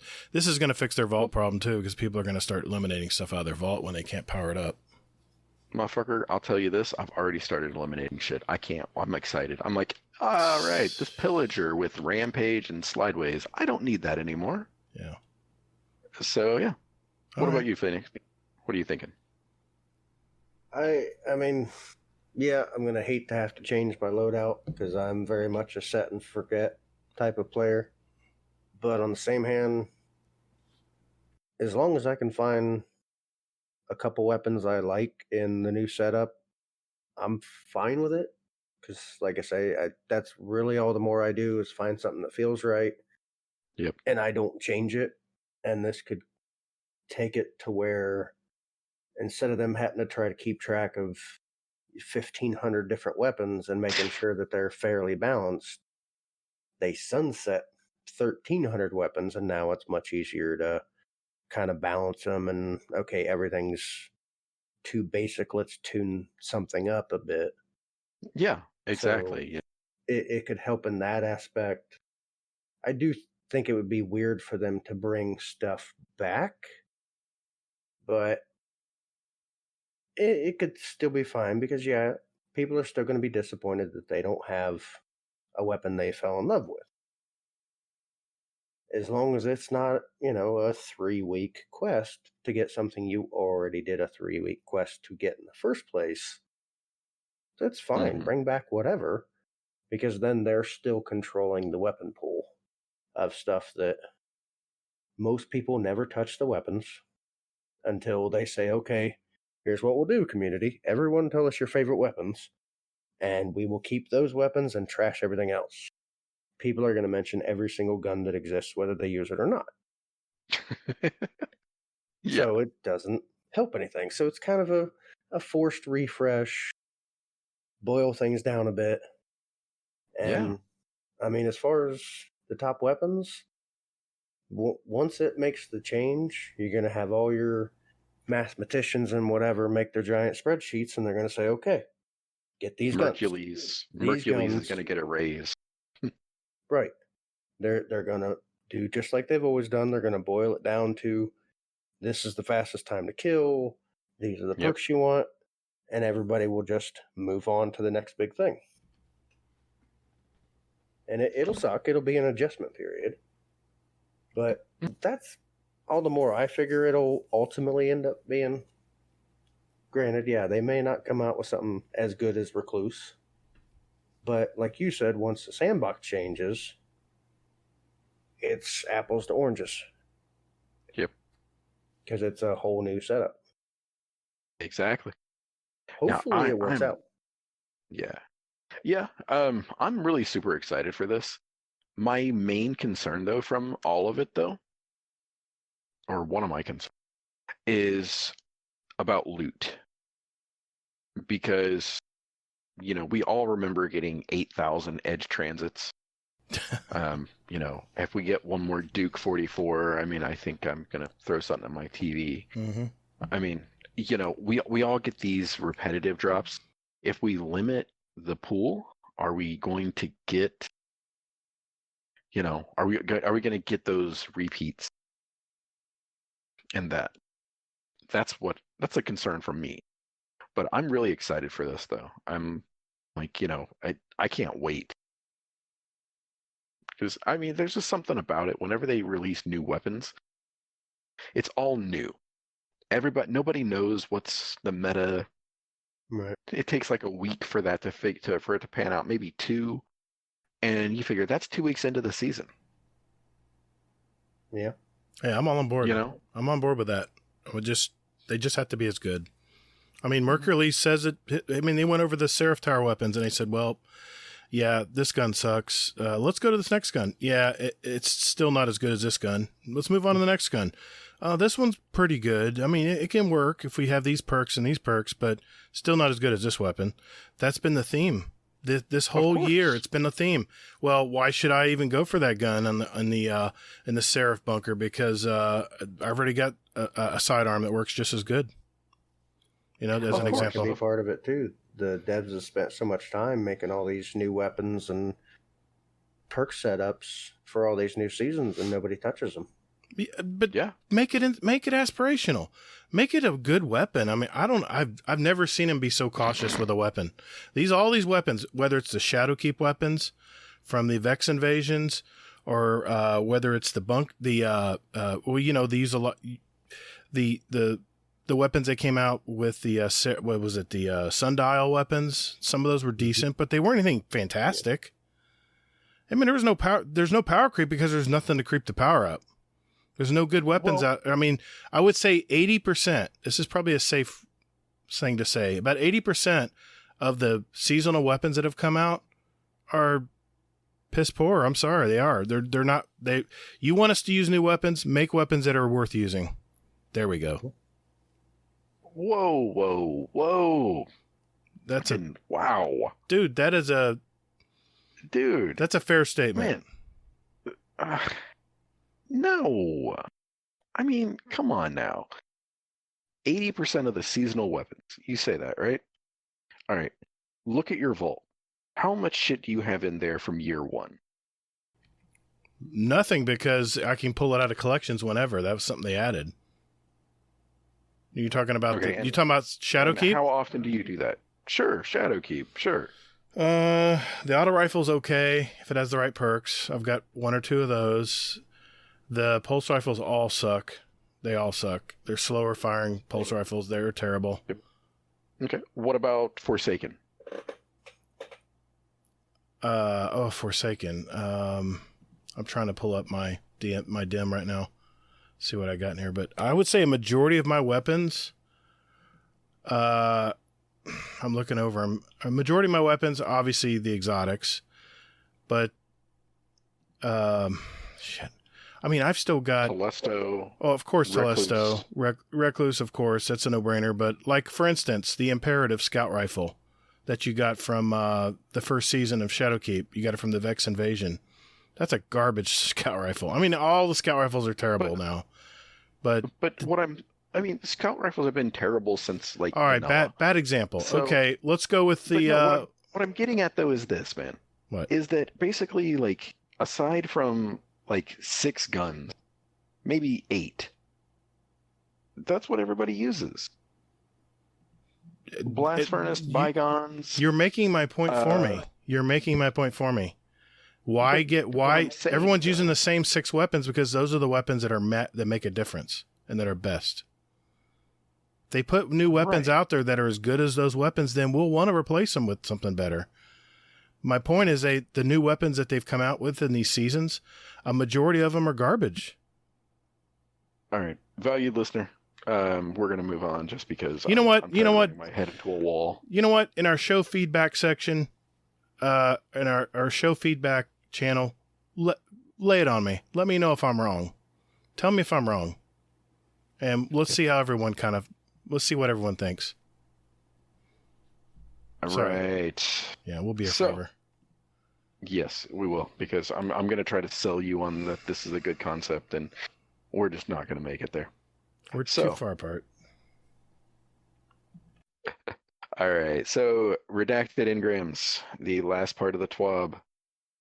And with this is very, very awesome.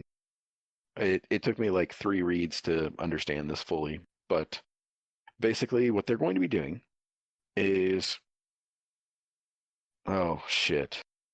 Here I was all excited about this, and now Gator's already in a mood. So, all right. So basically what's going to happen is they're going to be, they didn't say it like this, but they are going to be reducing the weight that bounties have on progression in the game. It's so beautiful. As long as they replace it with something else, I'm fine with it. But they are. And you know what they're replacing it with? What's that? Actual gameplay. Okay. Show me. Because you can get pinnacle, or not pinnacle loot, but you can get redacted engrams from everything. You can name something. You can say public events. Congratulations. You Lost can get Sector. some redacted. Who the fuck does those things? Lost sectors? Like everybody. So you do those when you want to be antisocial. I get it. No, when I don't want people to steal my damn kills. I go to Lost Sector. Do adventures. Do an adventure now. Do an adventure and you can get that. It's longer. You can do that. You can kill more enemies. Look at that. Mm-hmm. Nightmare hunts. You know, those things that you love. Mm-hmm. Forages. I love this. Okay, so what I have to quote here, I get misty-eyed just thinking about this. So, while we believe that new content should be one of the best places to earn new rewards, we also realize that Destiny 2 is a big game and it can be frustrating to have so much of your playtime dictated and focused solely on seasonal activity. That is so beautiful. Do you know that? So they're not going to lock shit behind Sundial. They're not going to lock shit behind Seraph Towers or Vex Offensive because they know that that's a grind, and they just are like, yeah, no, we're good. Don't worry. So that being said, what you can do, or what they're actually going to do, is they're going to take a modified version of the Chalice. And also what they're doing for the, or what they did in D1, how you could go to the, the faction vendors and say what you want. So they're going to do focused loot drops for the most part. Okay. I'm on board with that. So you can go to like whatever they're going to do, and you can say, I want a Seraph SMG or a shotgun, so I'm going to go to this category here. Now, yeah, right? I like when I read this. I like this. This was good news. Yeah. What about So bows? No love for bows? well, I'm sure that'll be in it for the one person that uses Bows. Me. No, I know you like the using bow bows. hunt, but come on, man.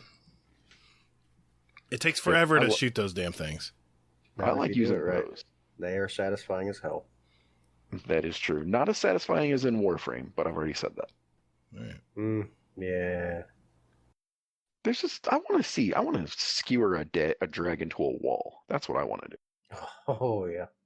Right? Exactly. Or a captain. So, all right. So here's the thing, though. All right. So for those of us that don't have a season pass, what is going to happen is going to be this: is you are going to have fewer focus groups. So for somebody who doesn't have a season pass, you could have maybe 6 groups or 5 groups, or maybe even just 2 groups, armor and weapons. But if you have the season pass, it's going to open up more groups to you. So you could say, I want either a shotgun or an SMG. I want arms or leg. I want whatever. And it's going to be more focused and narrowed down. Okay. So that's a kind I of like a, that. and this is all going to start next season, actually. Less than a month away. That is correct. But yes, I am super excited that they're going to be reducing the amount of bounties that I'm going to have to be collecting. And I'm going to be getting shit for actually playing the game. Because that's what I want to do more than using my scout rifle to kill shit in Gambit. Because we all do that, right? Anyway? Yeah, No, we it's don't. going to help change up the rhythm that people are getting burnt out on. So you play the game how you want to play the game, and you're still going to get top level rewards. Or, you're going to get good rewards without being forced to just keep dunking balls. Yep. I'm Exactly. fine. I'm fine as long as they keep the bounties still there, where we can still pick them up. Oh, yeah. You hear how resigned he sounds to this? So, yes, they are still going to do bounties, and they're still going to do that, but they are just not going to be as impactful. They're not going to be the core loot grind. As long as it all balances out, what's one of the guys from DCP says, the power per hour. Oh, As long as the power per hour is the same, I'm good. yeah. Well, I'd like to see it better, but, yeah. But, yeah. I just love the fact, though, that we're reducing the focus on bounties, because they even talk about it in here, calling it bounty fatigue. So, yeah. I mean, I would be perfectly fine if they just did away with all bounties in general. And they said they're going to make the bounties last longer, so that appeases my anger about 24 hours to do a damn bounty. But maybe you don't play every 24 hours. Maybe you play every other day. You're screwed then if you don't get it done. Yeah, so they're going to make bounties last longer. They're not going to make them as impactful. They're not... I mean, because I guess that there are people that actually enjoy doing bounties, like Gator. Yeah, I like bounties. But, yeah. Getting shit done when I'm online. Wah. But you know what? Yeah. Now, I want actually playing. I do play. How do you think the bounties get done? How do you think the bounties get done? I go out in the world and play. You shoot stuff. Stuff, don't die. Well, there is that threw up nice in my little mouth there. endorphin drip or whatever. Yes. When it pops up, you completed this bounty. Right. It's a quick, simple little, I accomplished something. I only have an hour to play, but look at all this stuff I got done. Yeah. I mean, it sucks when there's no bounties, but yeah, don't want to have too many. I think we can agree that they've made Destiny a hobby game for hobby players for the majority. That's where most of their input's coming from. And I think that's who they're trying to appeal to now versus the elite, 8-hour-a-day gamers. And if that's the case, then we should be able to hop on, grab some bounties for something we want to work on for an hour or two, and then feel satisfied that we got some progress in the game before we log off. That's all. Yeah. I don't mean to criticize. I'm just being devil's advocate. But now, one thing I wanted to mention that they said in last week's TWAB is that going into season 12 or into the next year of Destiny, they're going to make it where we can make any armor piece into an ornament with some silver, whatever. Transmog. The transmog. This is why I'm not worried about the armor aspect of sunsetting, because you can make a copy if you like that armor. And yes, you're gonna, you got to get something with, you have to get some newer armor that has the perks and stuff that you want and the numbers that you're looking for. But if you like the look of that armor, for some silver or some game time or whatever they decide to put in front of it, you have to do to get it, you can transmog that look onto the new season armor if you don't like the new season's armor. So that's the one plus as far as the armor. And that's why I wasn't too worried about the armor aspect of it. But you can't transmog a gun. So I'm still hung up on that. Yeah. Not to beat a dead horse here, but that's, yeah. Well, why would they let you transmog a gun? It's not like almost every auto rifle is the exact same model. Well, what would you call a legendary weapon ornament? That's transmog. You're transmogging an ornament onto your gun. That's not true. Okay. It's related to the weapon. Yes, okay, but it's a different look. It's a different weapon. Just saying, it can do it. That is a cool thought, though. That is a kind of a cool thought, though, to do transmog on a, do a shotgun with a sidearm. The problem is, transmog though, that. Yeah, but the problem is then the weapon loses its meaning, or it's how it's defined. So, well, yeah, that would take away the whole. When you look at a Guardian, you know what they have, you know what they did to earn that, sure, or whatever. If someone is standing at the back of the map with a sidearm and suddenly they snipe you, people are going to rage. Yeah. No. That would be amazing. As long as they're similar weapon types, but or they fire a rocket out of their bow. Yeah. As long I understand why they're not transmogging weapons. I get it. Just do the ornaments. I'm fine with that. But it's nice you can do that with armor. So that's why I'm not so worried about the armor aspect of them sunsetting that. Because if there's a piece of armor I like from the Garden of Salvation raid, if I like that helmet on some of the new stuff because it's really badass looking, then, I can turn it into an ornament later. So I'm happy with that.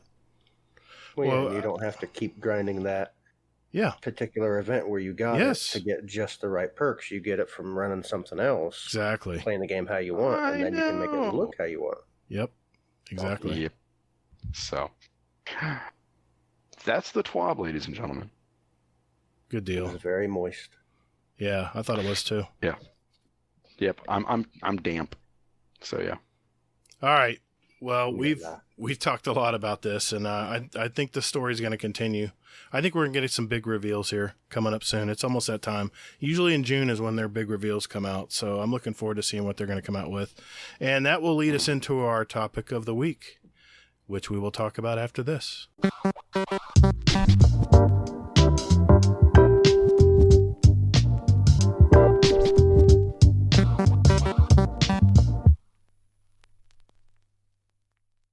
Okay, for our main topic tonight, me and Hazel were talking, and we're like, what can we talk about this week? And since, we're right around the corner from the last season of this year, and we're heading into year 4 of Destiny 2, why don't we come up with 2 guesses, each of us, 2 guesses on how we think the future of Destiny is going to unfold, and call it a gentleman's wager.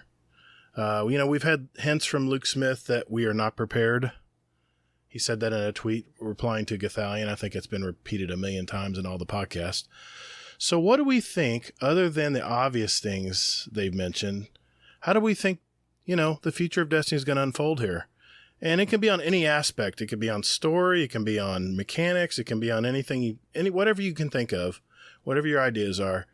Let's go around the horn here and mention our 2 guesses each. And, this is recorded for posterity. We'll see who end up being the closest to what actually happens. That'd be pretty cool. And if it is anybody in in our channels or Phoenix, if he gets the most or both of them right, then we will recognize that as well. Let's say we're not worthy. Gotcha. Exactly. I'll put a win But on. I don't have to worry about it. I don't have to worry about it because while Luke Smith didn't come to me in a dream, I think You think you're what? I think I'm gonna win. Okay. So yeah. Oh shit. All right. Well, let's start with you, Phoenix. What two things do you think are going to unfold in the future of Destiny, whether it's in the new year of Destiny 2 or in the future period? What's your ideas? I'm thinking it's either going to go to...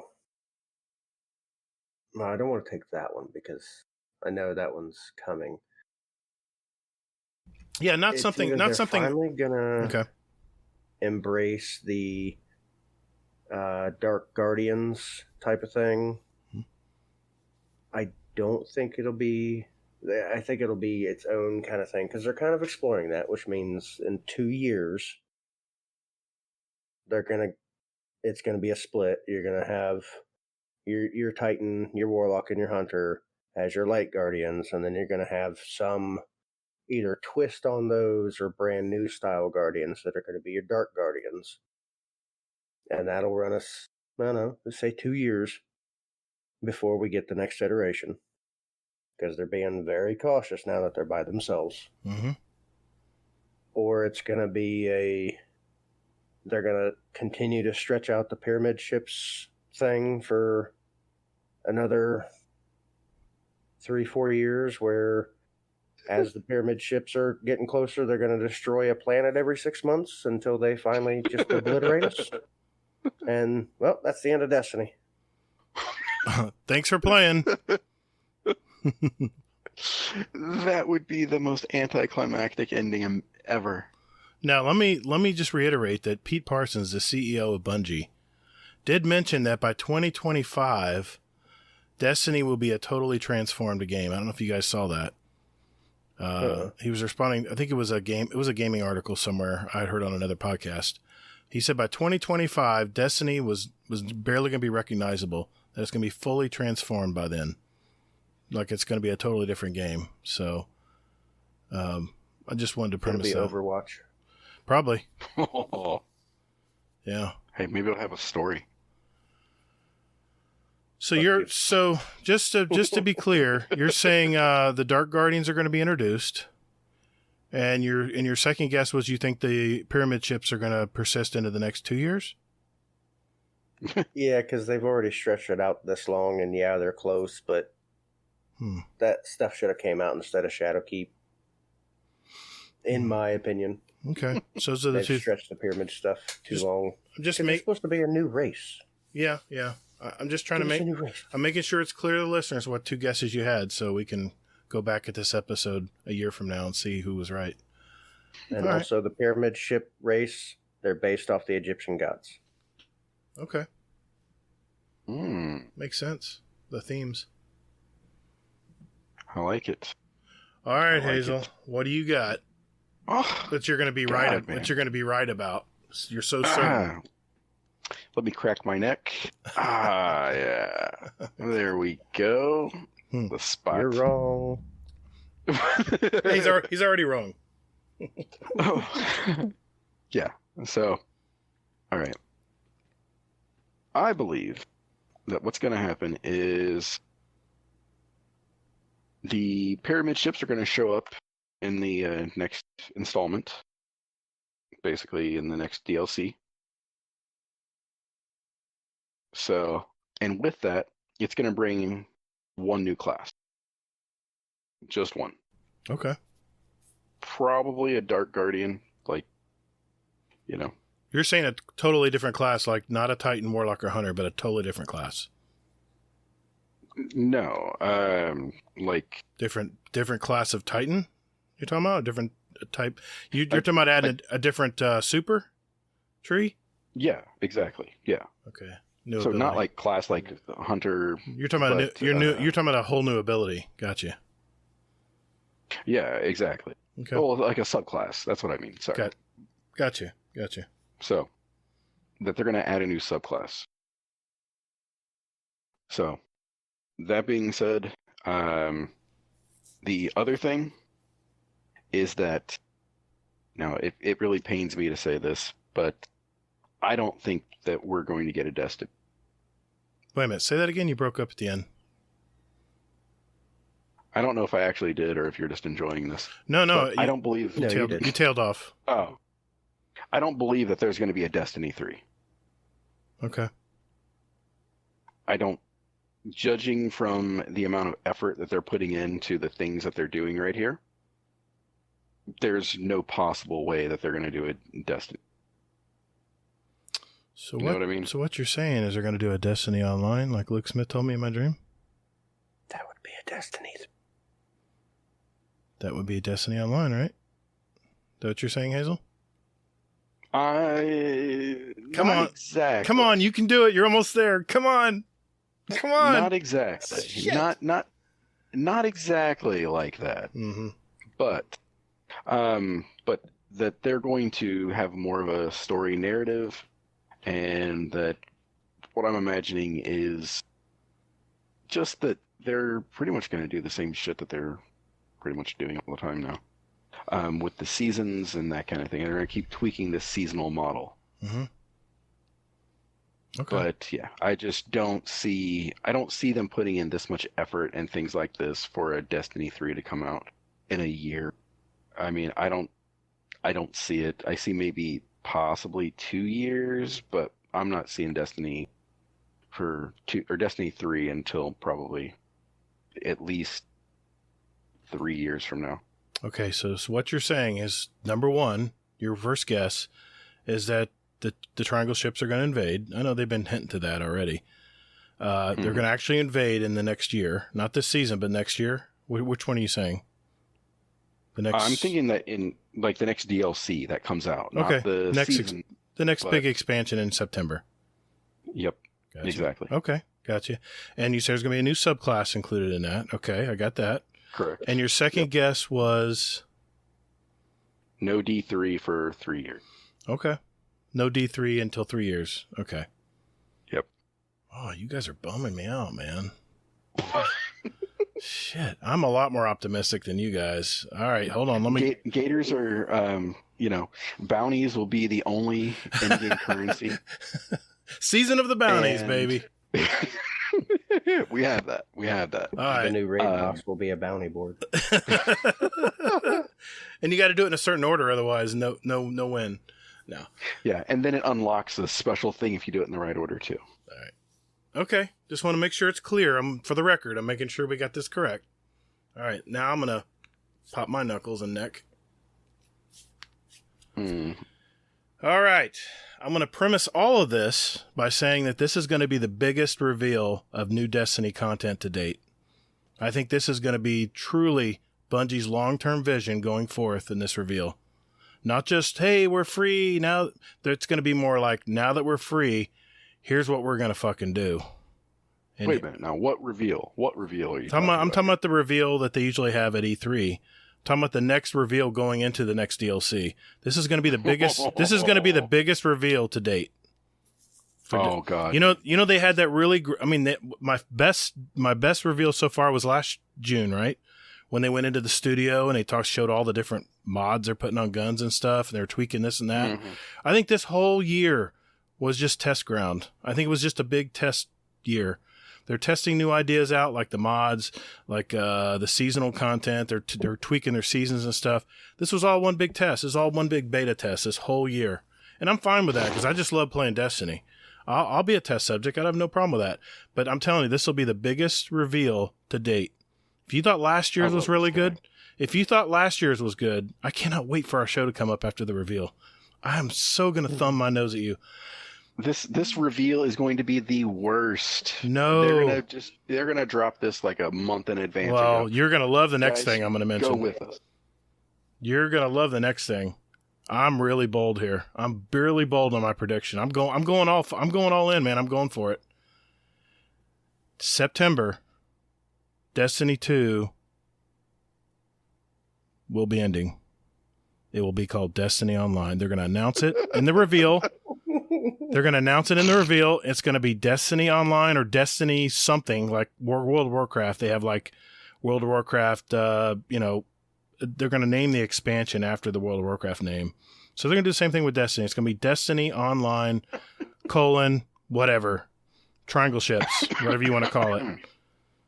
They're going to, and they're going to drop the 2, and they're going to bring back all the gear from the past, and of course, future gear. Now, wait a minute now. Because of the sunsetting rule that they've already mentioned, I have to this was part of my dream with Luke Smith, but I'm going to alter it a little bit. I'm going to say the past 5 years of weapon and armor, I mean, they're just a treasure trove. They're a massive time saver. Think about it. They only have so many artists to create new weapons and stuff.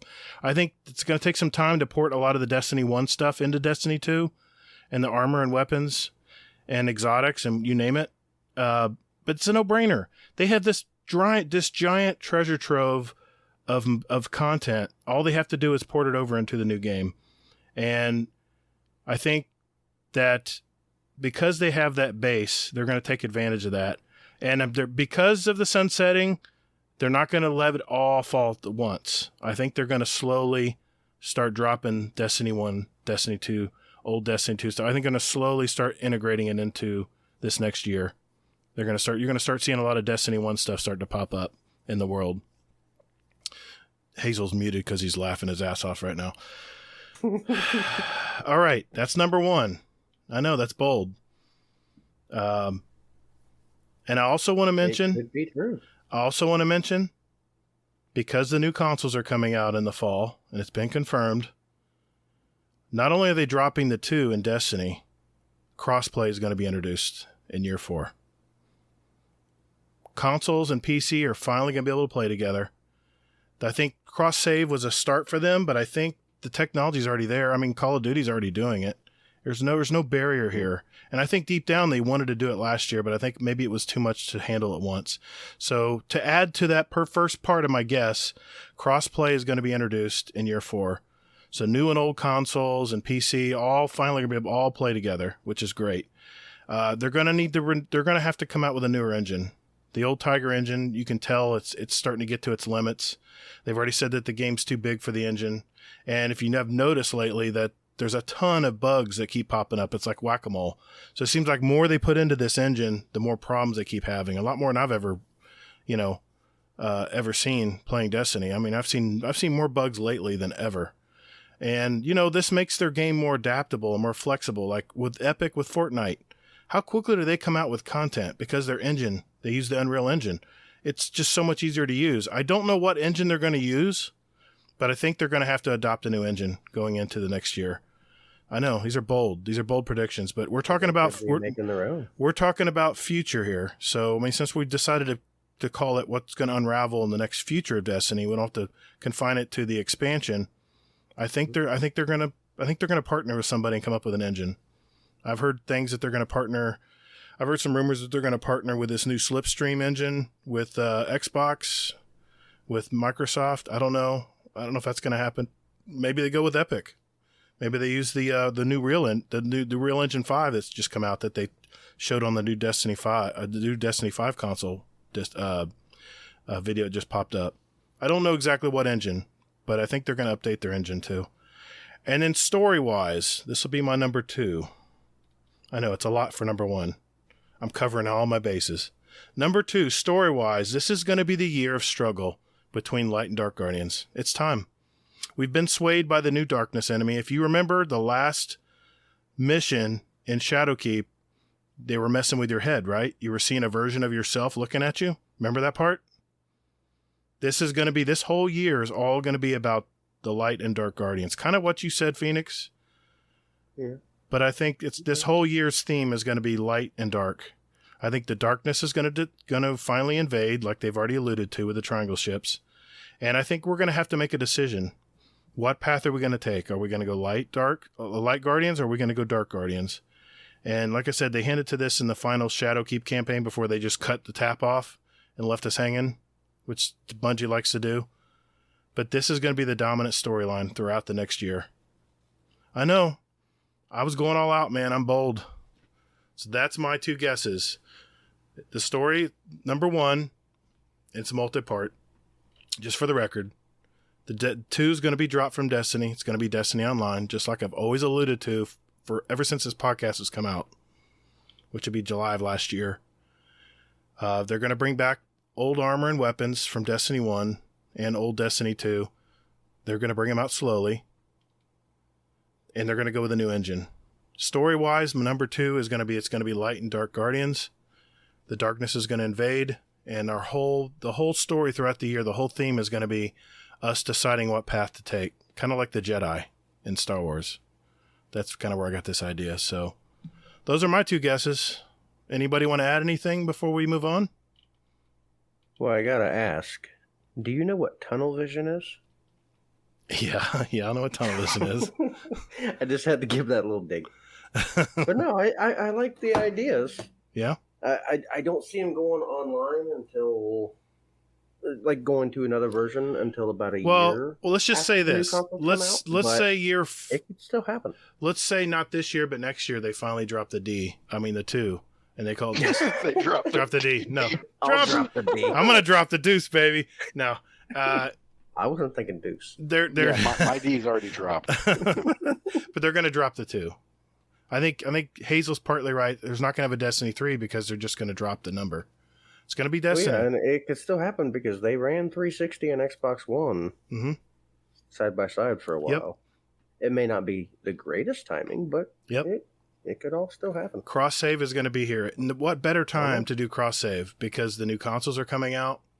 This is where the consoles will be able to compete and actually have the same FOV probably and frames. Cross-play, you mean. Cross-play. I always mix it up. We have cross-save already. But I think they're going to... I think the other shoe's going to fall. I think they're going to do the cross-save this year. This new season. That's going to be... And like I said... They're walking around with one shoe. I know.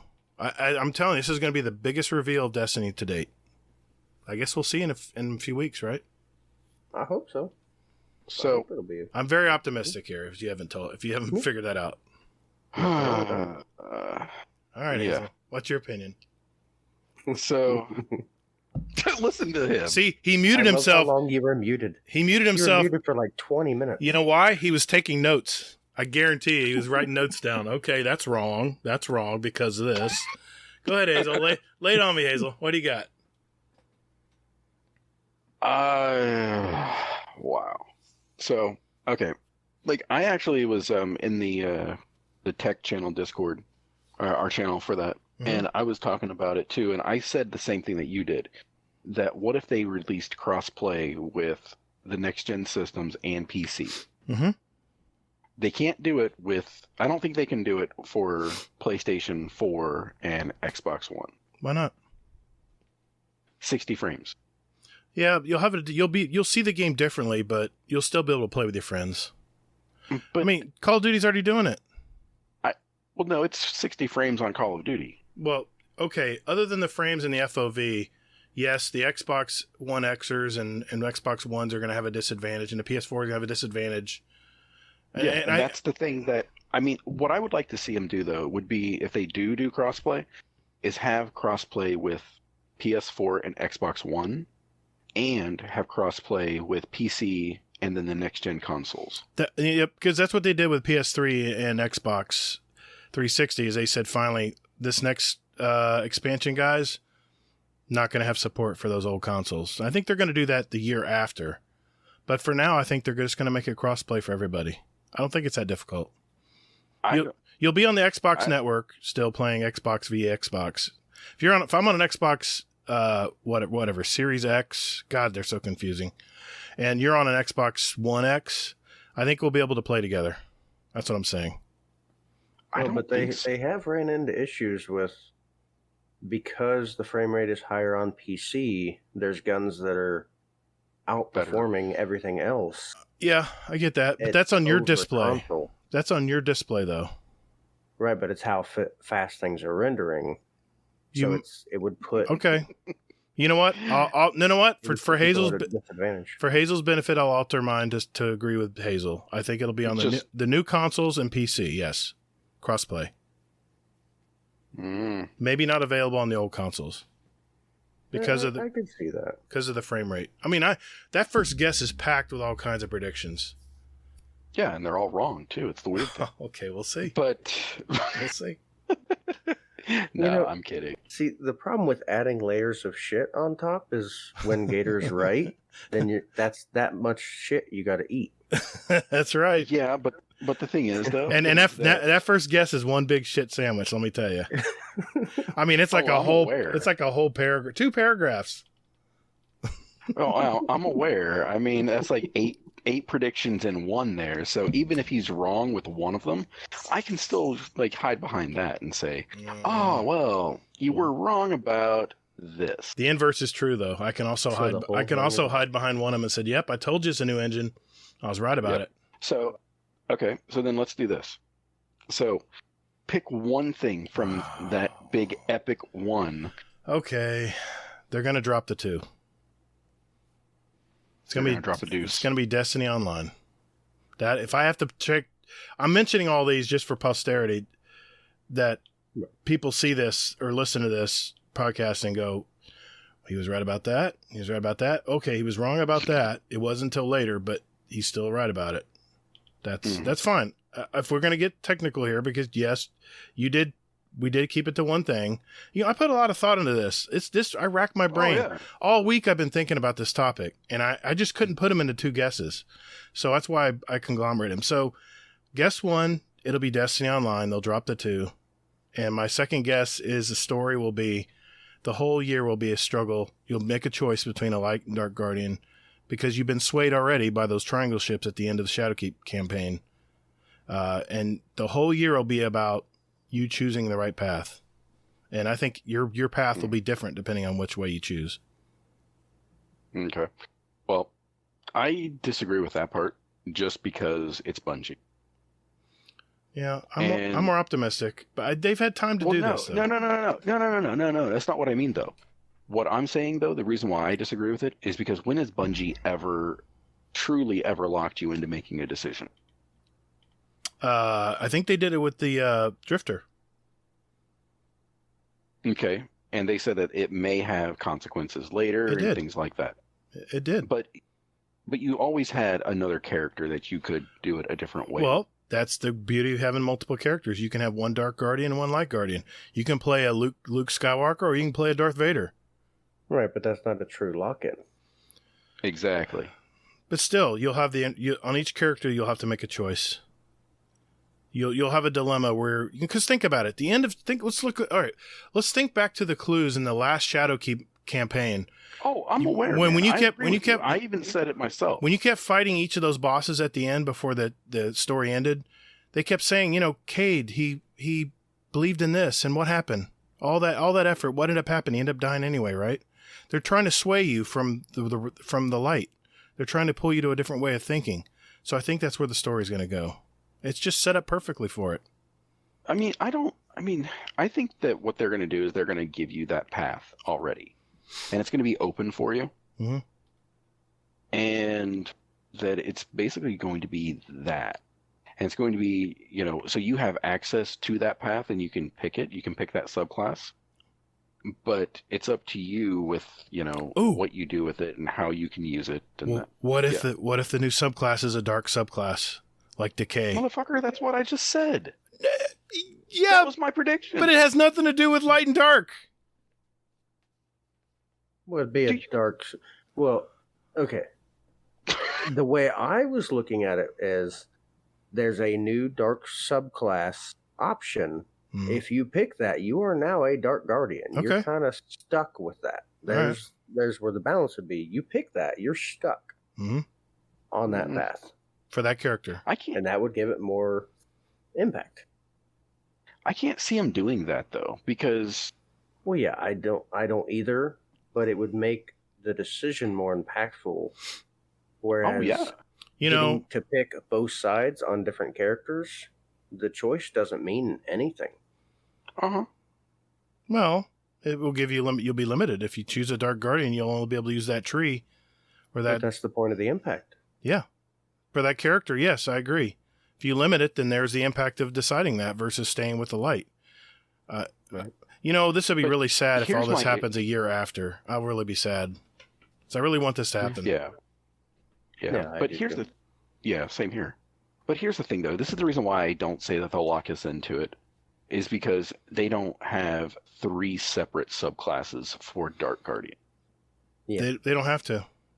If you decide Yes, to go they do. if you decide, if you're going to lock me into it, and I can't use Sunbreaker, I can't use Sentinel, or Yeah. I can't use Striker. yeah, you're abandoning Fuck that. that. You're No. abandoning that faith. That makes no sense whatsoever. I am not don't. going to abandon. I'm not going to go into the for- specifics of it, but I'm just saying decay has been hinted so many times. People have been talking about decay for so long, and it's even in guns like the Thorn. I mean, there's decay. Yeah. And there's Well, another. I talked about it like way back when too. Yeah. But I mean, but that's the thing though, is that there's no way that they would do that unless they brought out an additional 2 other subclasses. Right. They would have to have mirrored dark versions of everything. Exactly correct. Yeah. Well, maybe And they did. If they don't do that, then there's no way they're locking you Well, in. can we all agree that September is always the big giant drop? It's Yeah, it should be. it's the big one. It's the Forsaken, right? It's the big reset. It's the big it's the big merge. It's the big divergence in the path where they're going a whole different direction. I think this is the time to do it. You got new consoles coming out. The technology's there. I if I get the other things that I mentioned in my first guess right, that'll just be a bonus.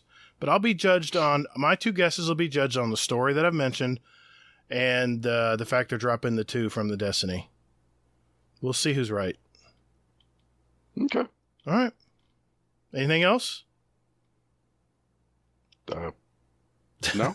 Okay. Yeah, I think we pretty well All right. ran that over. All right.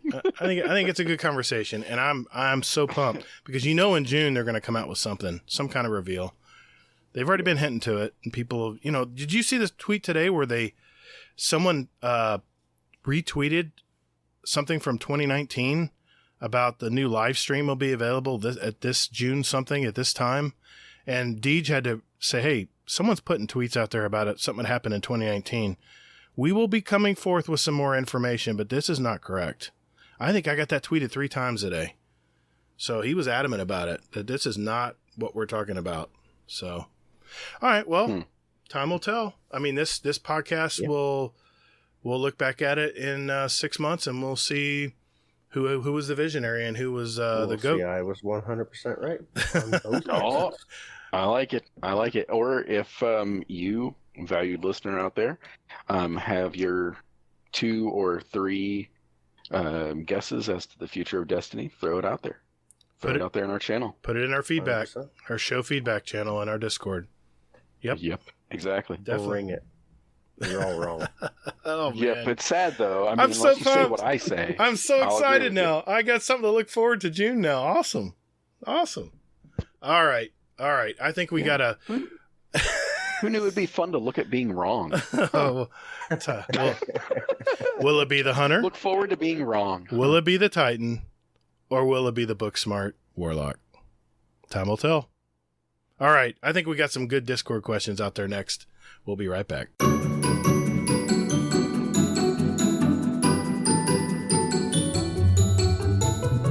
All right, ladies and gentlemen, it's that time of the week. It is our Discord and Twitter questions, and we have questions from both Twitter and Discord tonight. And Hazel, as per usual, why don't you pick the first question? All right. So, okay. I don't know. I feel like I'm just telling everybody they're wrong today. But Uncle Scumdeath, is the Jungle Book the original, the greatest soundtrack ever? Phoenix? No. Okay. But if you say Nostalgic. you can't just say no. What You got to mention What would one be that you better? think is better. exactly? Lion King? Okay. That's a good one. I wouldn't. Maybe it's not the best. but We're talking about movie I would put soundtracks, it right? above Jungle Book. Okay. I think maybe we could go with Disney, possibly. Narrow it down a little bit. All right. So Disney movie Unless you wanna- soundtracks? You can go with something else. I'm gonna agree, and I'm going to say that as well. Lion King? Yes. Now, it wasn't phrased as Disney because my answer was not a Disney movie. I wouldn't think so. but Okay. All yeah, right. sure. Okay. My favorite movie sound. I disagree for the record. My favorite movie soundtrack is Purple Rain. You have When Doves Cry, I Would Die for You, Let's Go Crazy, Purple Rain at the end of the movie brought me to tears. Jungle Love and the Darling Bird. Nikki. Yeah, Jungle Love and the Bird by More Stay in the Time. Remember those guys? His buddy would bring a mirror out for him to check himself out on stage. Those are awesome movie, man. If you have not seen Purple Rain, you young ones out there, definitely got to see it. It's such a great movie. And the whole movie's just a big music. It's one big music album. It's so great. So. Yep. I remember my mom went to see that at the movie theater, and she came back and goes, "You are not watching that movie until you're like 18." It was a little sexual. It was a little sexually explicit. Yes. It was a little but mature. Then she bought me the cassette for the soundtrack. And I discovered Darling Nikki, and my mom took the cassette out and threw it out of the house. You know what we did? We'd play it in the car, and my mom would always fast forward it when that one came on. Yeah, so that's a fun little fact for you guys there. Go ahead and listen to Darling Nikki after you listen to this. Yeah, it's good. Just don't make sure you have your kids in the car. That's good. It's definitely good. Hey, we got one from Twitter here from good old Lazarus the Lich, Laz as we like to call him. Good to hear from you, buddy. This is for Arisenph0enix. How did Phoenix become the man that he is? What makes his brain tick? As far as how I became me, I guess bad choices, luck, and hope. A little too much bourbon? Yeah. What makes my brain tick? Boobs. There you go. Nice. That's awesome. All right, Hazel. All right, here we go. I like this one from Jealous. Just finishing up my finals week. Question for the show. What did you do to celebrate this occasion? I didn't go to college, so I would have to go off for like final exams in high school, and I did nothing for like 3 days. At most, I maybe smoked some weed and played video games. There you just go. to celebrate not having these giant tests to deal with. Yeah. What about you, Gator? Finals. Jeez. I would probably go out to dinner and a movie. Probably that was always the way I celebrated a lot of things. It depends if it was, if it was with my girlfriend at the time, or if it was in high school, then it'd probably just be out with me and my friends. We go out and see a movie. See, I was poor and no girlfriend, so I couldn't do that. Yeah, I get it. I had those years too. Yeah. That's a good question. What do you think, Hazel? What's your answer? So my answer was, for college, it was I was completely intoxicated. Yeah. The minute I turned it in, I mean, it was like, all right, I'm going drinking. Why am I not surprised? So. What? Just saying. Yeah, you fry your brain prepping for stuff. You do. That much, and you're so stressed, you just need to veg for a bit.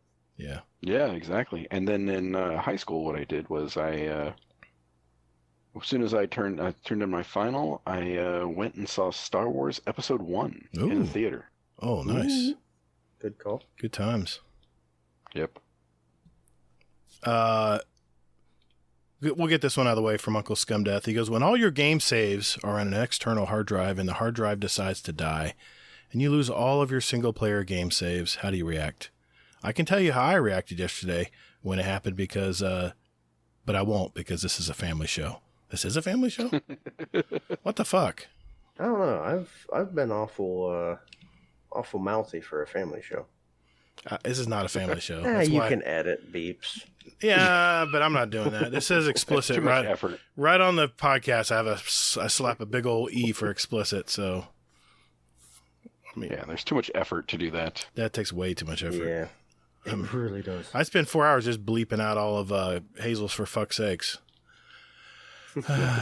Yeah. Let's not get us started on Moist. And all his warlock hate. And by the way, Uncle Scumdeath, you didn't lose your saves, buddy. Your saves, you can pull it right off the PlayStation Network. It's all saved in the cloud. Yep. Just pull it. Just get your new hard drive and just re-download everything, and you're good, brother. All right, your turn, Hazel. All right. So, Des Raven of the beloved RNG cast, former member there. So with the much polarizing event of sunsetting or dusking items in Destiny, we must know all for clarity and posterity. Boxers or briefs? Briefs. That would be boxer briefs for me, Alex. Yes, I would agree with boxer briefs. Oh, yeah, they are boxer briefs, aren't they? Best things ever made. Because the briefs are the tidy whities. Yeah. Yep. I haven't worn tidy whities in a long time, man. Yeah. That's a good thing to know. I appreciate it. Yeah, picture that. And now go to sleep. Let's see. I had one from Chubby Wizard. He always has a good one here. Question for the show. Now that Guardian Games has wrapped up and Titans have shown their superiority and dominance, what are your final thoughts on the event? Wait. What was that? My phone cut out. What was that? Son of a bitch. Question for the show. Now that Guardian Games has wrapped up and Titans have shown their superiority and dominance, what are your final thoughts? And Titans have shown their superiority and dominance. Oh, and yeah. Titans cheated.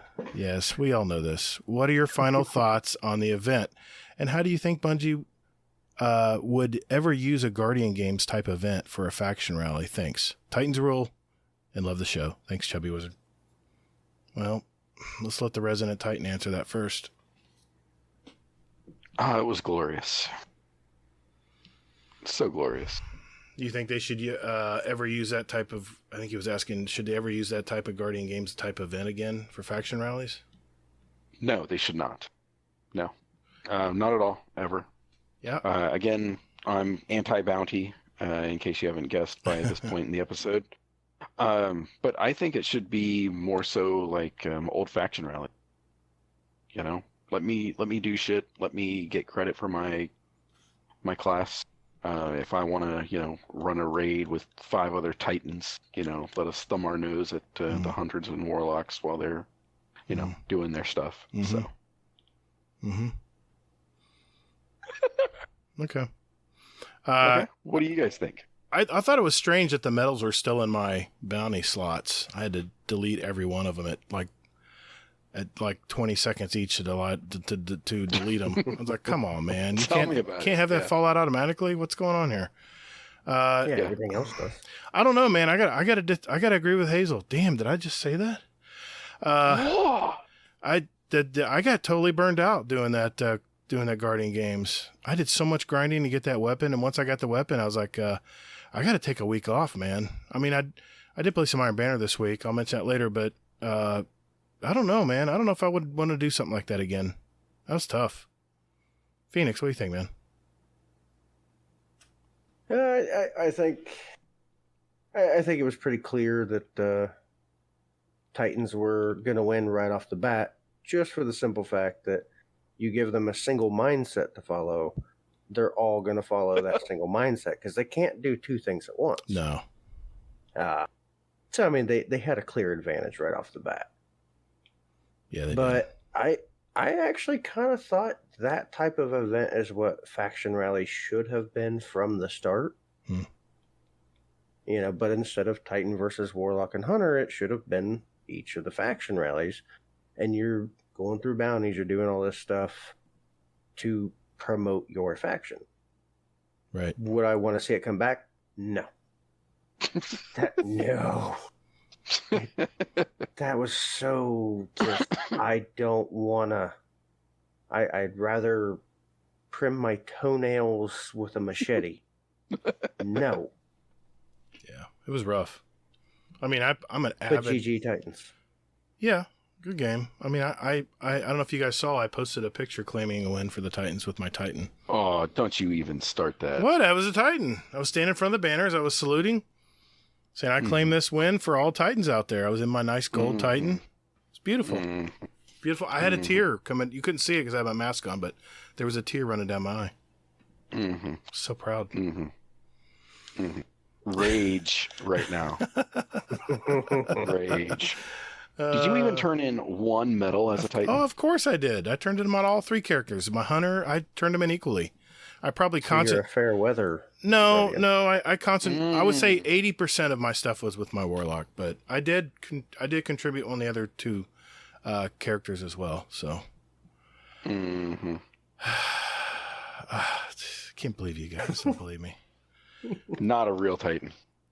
Well, we got a few from Truth Lives here. Yeah. I like these questions. Well, I'll start with this one. What do you guys think of the Vanguard Titans of Allah? Go into as much detail as you can. LOL. Phoenix, what do you think, man? What do you think of Zavala? I think we should see more poetry and knitting from him. Because aside from that, he's really boring. He's with everything together. He's this like hugely awesome Titan and supposed to be a badass, and he has all this stuff that could make him a full-fledged character, and he's a fucking statue that stands on the ledge like he's about to jump. You can say it. He's tired of the whatever. This isn't a family show. You can say it. Go ahead. I know what you're thinking. Go ahead and say it. Just shove him off the damn tower. Fuck him. No. He's a pussy. Whoa.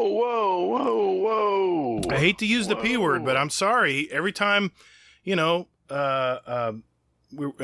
during the Mars missions, we were trying to get things hooked up. He was like, "Whoa, what are you doing?" I don't know what'll happen if you do something like this, and I don't know. I just he's always been like when Cade died. What'd Zavala say? Sorry, we don't have time to do that. We don't have time to avenge his death right now. What the hell's that about? Ikora wanted to jump out of her skin. Well, yeah, I was pissed off about that reaction, but after I took time, I'm like, okay, that's the smarter play. Yeah, because if you jump out at rage, everybody gets hosed.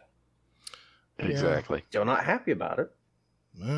Because I wanted that, nah, fuck it all. We're going to burn the Dreaming Circle. Yeah, exactly. Let's burn the world. Yeah. Okay. All right. Maybe went a little too deep on that question. I don't know. But no, he's very measured. To me, he's more of a warlock than a Titan. I think Ikora is more of a Titan, where she's like, fuck it, let's do it. Yeah, that's true. She's always the one sneaking behind his back. Yeah, they switch. Yeah, exactly. So it's kind of odd, isn't it?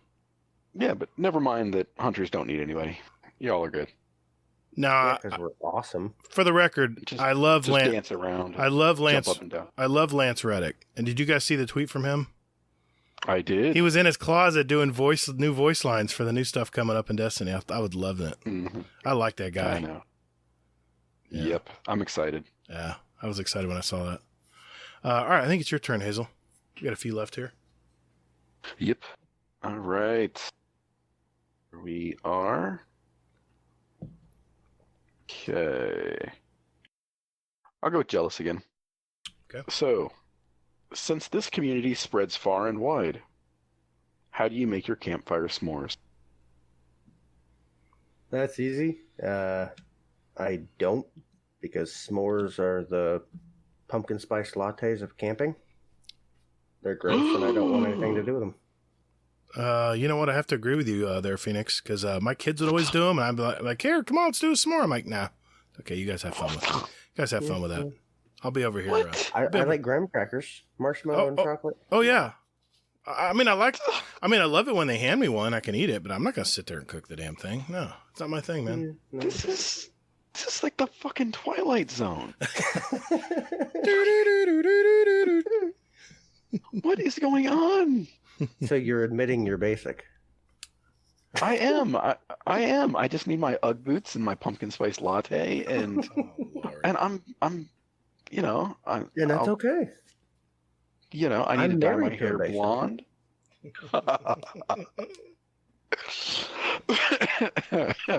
She went to bed, so I'm safe. Yeah, we always say that under our breath. Yeah.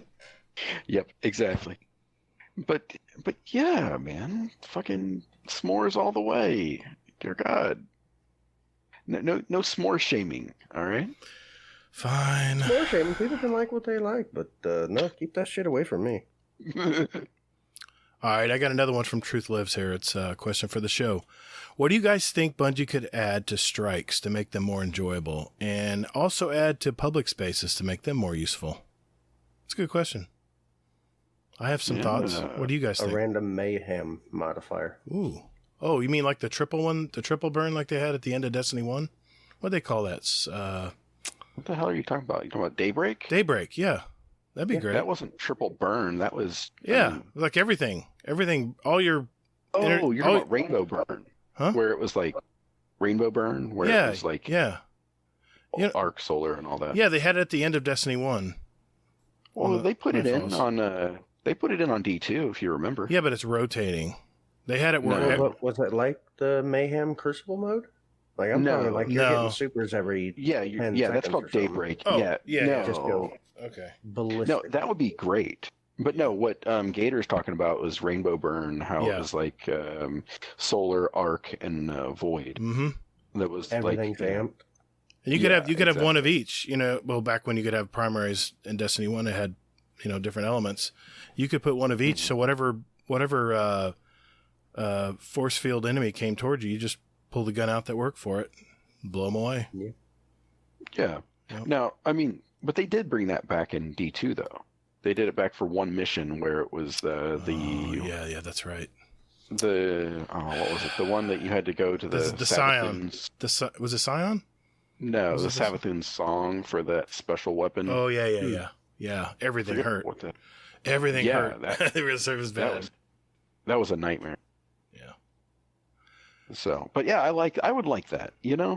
But your idea kind of goes along with mine, and it's basically I want to feel more powerful in strikes. Yes. I mean that's what I said before, but still though, I mean I want to feel like a god.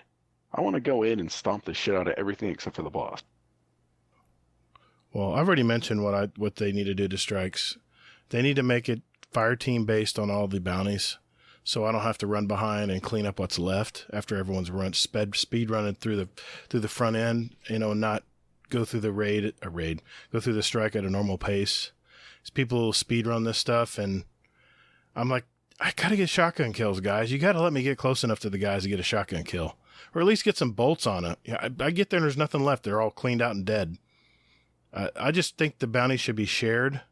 Even when you matchmake into a 3-person fire team for strikes, if someone else is using a shotgun, you should get shotgun kills.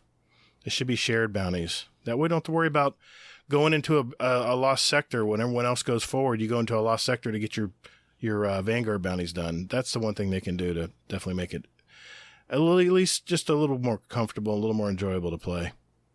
It would also be nice if they'd have a special, like they had in D1. They had when they brought the keys and the chest at the end of that was nice. Strike. Yeah, bring a new legendary for each strike. That's the Nightfall still has its special one, but you have something else you can farm out of strikes. Right. Just I don't know how many times I was running for that Imago loop with a buddy. Mm-hmm. He had to have that fake bringer roll. Right. Yep. And it kept us playing that damn strike. Mm-hmm. Yep. And as far as public spaces, give us a public space version of raid banners. Yes. Yeah. Have them like space between all the different sections of the map. Yeah. Mm-hmm. Different areas, different territories. It's kind of weird that they did that for the Shadowkeep, though. Yeah. You know that? Yeah. They did it, at the beginning there, where Eris is. I get that. But they also have, I notice how they put the banners on all the Seraph Tower events. Just a random bear. Even if it's not going on, it's sitting there. You can prime up and get ready. Right. They just need to do that in all the areas. So if we don't have any heavy, we don't have to go around and kill a million things and hope that it drops heavy eventually. That'd be a nice quality of life improvement there. I like that. Yeah. All right, good ideas. I think it's your turn, Hazel. Let's pick one each, and we'll call it a night. All right. Well, that's good. That's all we have left. So, okay, I'll take one from Truth Lives. I'll take one from Jealous. And that works. So, question for the show: if Master Chief was a Guardian, what class would he be? My clanmate says He cannot be a Titan because he is not smart. LOL. Now, based on armor, or maybe it's not based on armor, I say he is, but you guys debate that. He's 100% a Titan. I gotta agree. When I started the beta, I started as a Titan because I'm like, okay, this is basically Master Chief. He has a bubble, just like in That grenade. yeah, the grenade bubble, and he's just this massive bulk of armor charging in, obliterating everything. He's a walking tank. Yep. He is 100% a Titan. Yeah, I agree. He's already got the armor and the shape. And Titans are some of the best tacticians there are. They're Warlocks are busy reading their books and You've obviously never played with me, but yeah, I agree. well, yeah, not you. You're the exception. You're a crayon eater. Mm-hmm. But as far as on the battlefield, Hey, I like this guy.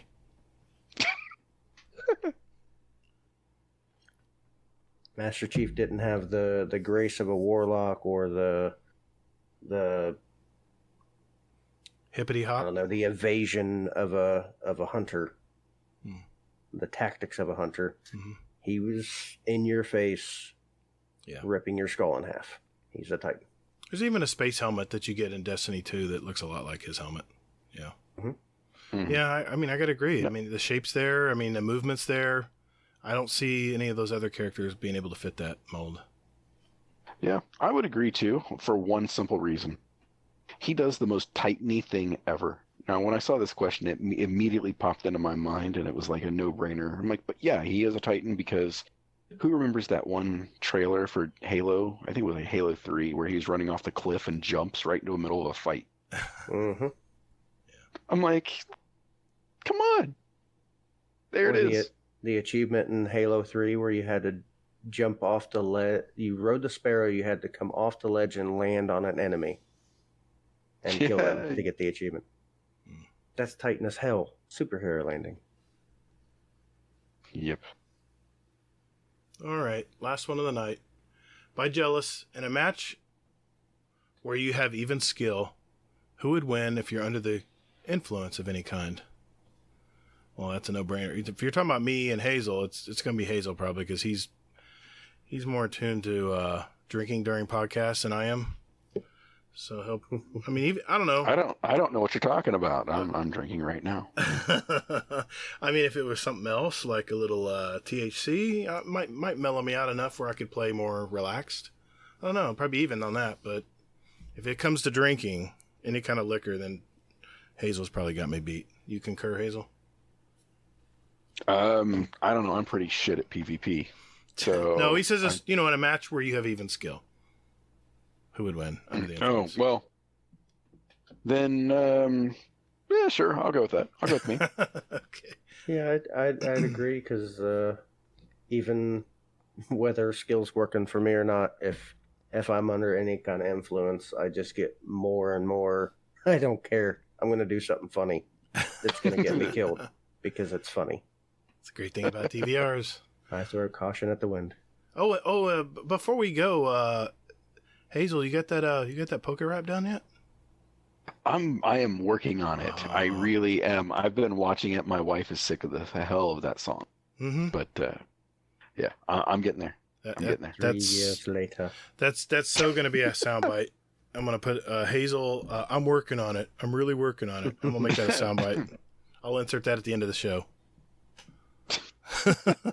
Okay. I like it. Tell you what, thanks guys for all the questions. We really appreciate you guys putting questions in every week. I know it's you have to go out of your way to bring up some questions. We do appreciate you putting them in our podcast question section in our Discord.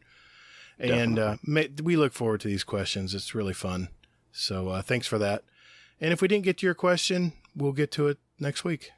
We don't forget any questions that are answered in there. So thanks for that. You know what? Let's move on to our Spotify playlist questions. This is, Jesus, I'm going to do that over. I was in the middle of a burp too, so I'm going to edit all that shit out. All right. All right. So I tell you what, let's go ahead and move on to our Spotify playlist. This is just a little sampling of what all of us here like to listen to, and we invite you to listen to it as well. Just search for Guardian Downcast playlist on Spotify, and now, of course, iTunes. So for all you Apple Music guys out there like me, I'll post links, of course, for all these in our show notes. You can always find anything for that in our show notes. And if you want to listen to what we've been adding and see if you agree that they're decent songs, that'd be even better. So let's start with you, Phoenix. What's your 2 songs tonight, brother? Oh, I got Level of Concern from 21 Pilots. Oh, man. New track they just came out with.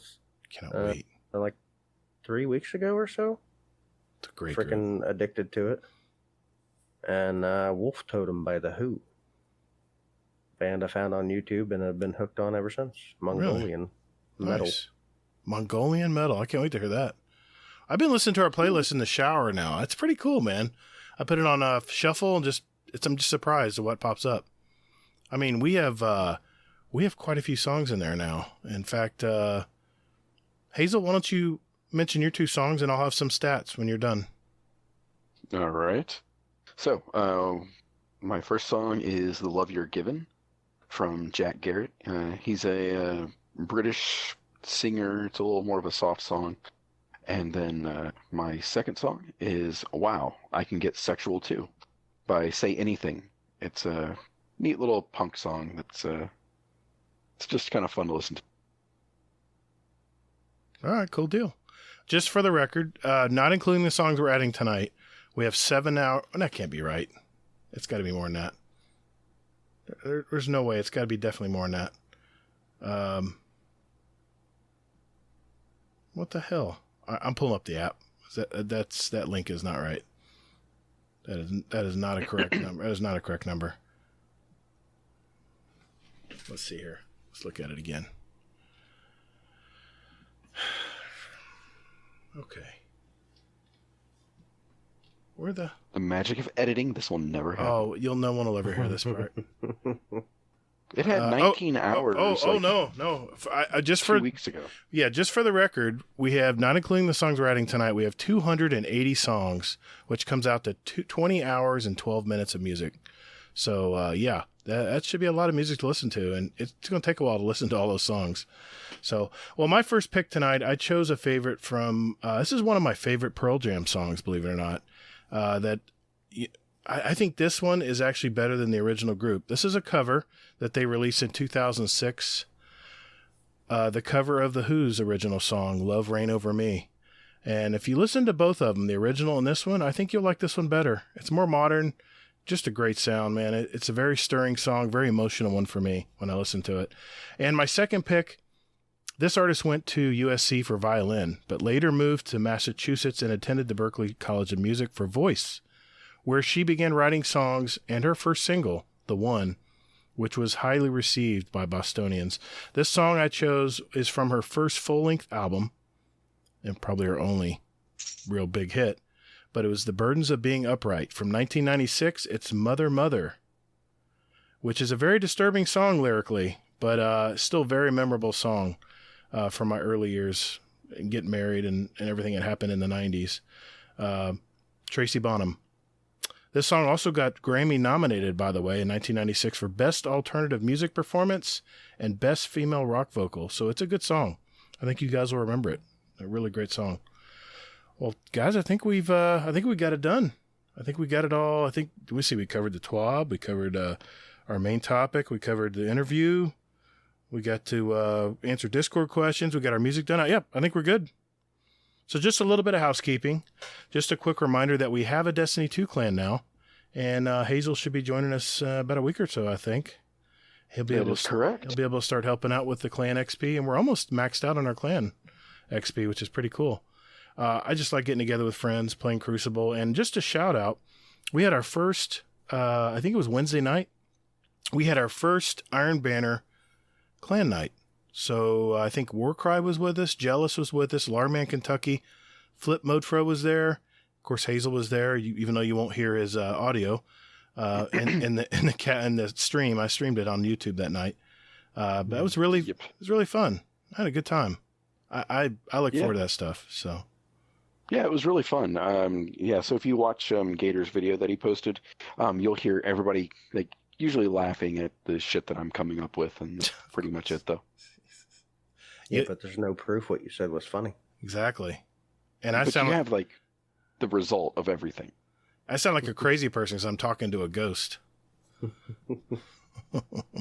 You're welcome. Well, if you guys are looking for a clan out there for Destiny, we have a permanent link in our Discord under our channel, GDC Destiny 2 Clan. And, of course, I'll provide a link if you want to request to join the clan in our show notes, wherever you listen to your podcast. Look for Guardian Downcast or DOWN. That's our call sign. Thanks a lot. And I think... Anything else we need to mention? Did you need to mention the Patreon again, or are we set on that? Yeah, I want to give just one more update on that real quick, just to let people know that I am going to be running that. I'm going to be pulling the funds from that probably next week. I just wanted to give people advance notice. I don't want to just like spring it on people because hopefully that this time the good old folks at Patreon won't shut me down after a comment that I post. So, yeah. I got you. Cool.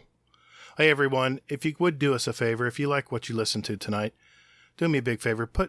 Hit that share button and share it with one person that you think might like it. Appreciate it. All right. So I just wanted to say thank you again to Mr. Arisenph0enix. Thank you very much for being on the show tonight, man. I had a great time. Great conversations, dude. Happy to be here. And your reputation,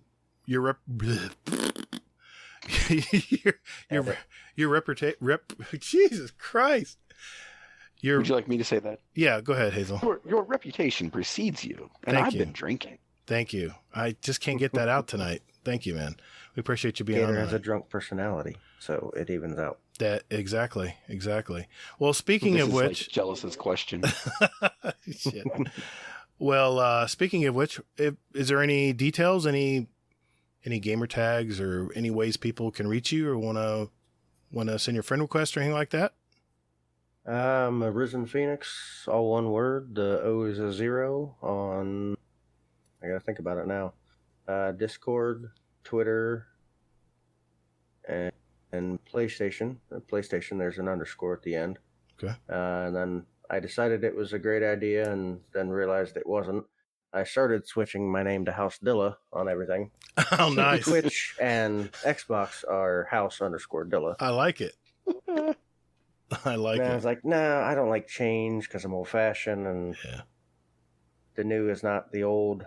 I ran with it on Xbox, and Twitch won't let you change your name for 2 months. I mean, just make a new account. Just make another account like Mitchy Slaps does all the time. But he does that for different reasons, though. Well, yeah, but still, he can still make another account. Cool deal, man. I like that name, man. That's cool. I like that. I do like it, too. Now that we have the history of how that came about. Yeah. Hazel, how can everyone find you, buddy? All right. Well, real quick, a funny story for you guys is that I actually don't live too far away from Phoenix. Oh, so okay. it was, I want to say it was maybe the beta for Destiny 2, or maybe it was like the first week of the game, or no, the first day it came out, actually. You and I were in the same lobby together. What? Oh, wow. Yeah, he and I were in the same lobby together, and he was punching me. And I'm like, wait, I know this guy. And it was just the craziest thing. It was so cool, though. Drafty did that to me. I remember that now. Yeah, that's awesome, man. Yep. So it's cool to play with people that are relatively close to you that you may not know that. That's awesome. Yep. But my deets are Hazelnut, HAZELNT, anywhere and everywhere. Good deal. Gotta like the branding. You can contact me via the Twitter at Todd the Gator. Remember, that's GATR. You can also find me on YouTube, Steam, and PS4, GATR, all caps, underscores in between, and GATR space GDC on Xbox. You can find our podcast on iTunes, Spotify, Google Play, Podbean, Stitcher, Overcast. Anywhere you find your podcast, you can find us there.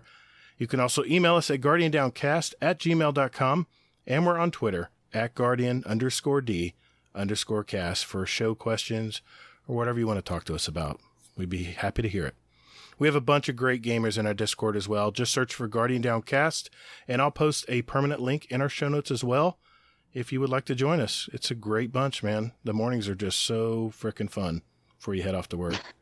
So, and now, what would make life complete without our resident crazy uncle from across the pond? And this week's is so good. Yeah. I've already listened to it. It's so good. You guys are going to love it. It's Scum Death's Corner. And Mr. Scum Death, what is on your mind this week, sir? Hello, and welcome to Scum Death's Corner. Today, when I was out with the dogs... Oh, hold on. The phone's going. Oh, hold on 1 second. I'll just answer. Hello? Hello? Hello? Who's that? Oh, Gator. Hello, mate. How's it going? You all right, bud? Yeah? Oh, yeah. Nice one, man. Yeah, family's good. Yeah, how's yours? Yeah? Everyone all right? Everyone staying safe? Ah, brilliant, mate. Yeah. Well, what's on, mate? What can I do for you? You what? You snapped your Destiny 2 disc? Really? How'd that happened? Oh, what? You stood on it? No way. What are you going to do? What, you're not going to replace it? You're not going to buy another one? No? What, you've had it with Destiny 2? Oh, it's not like you. Oh, what? You've bought Red Dead Redemption 2 and Assassin's Creed Origins? Oh, so you're going to start playing like single-player games now and then? Oh, well. I never thought that. I never expected that from you, sir, but, well done. Like, you know, you've actually moved on. Yeah, you've come to a good conclusion. Well, I suppose everybody should take a drink, because Gator's playing something else. See ya. Okay, good deal, man. Hey, everybody be safe out there. You know, I don't know what to think about this COVID-19 now, man. I you know, do we open the nation up? Do we not open the nation up? There's just so much that we don't know about this thing. I don't even know what news to even trust anymore about this virus. It's all fake. I just don't. I'm just kidding. I mean, I guess we'll let Texas and Georgia be our test subjects, right? See how many people start contracting it and go from there. I don't know, but whatever state we gotta start somewhere. Yeah. That's why it's United States of America, right? Yeah. Well, everyone be safe out there and wear your mask in public and keep that social distancing. Like I said, I'll be playing golf in my own personal golf cart tomorrow. I can't wait. It's going to be fun. Guardians are measured by their ability to come back from defeat. So stand. Fight! Thank you all so very much for listening. And later, Guardian. Toddles. See ya. That's great. Awesome.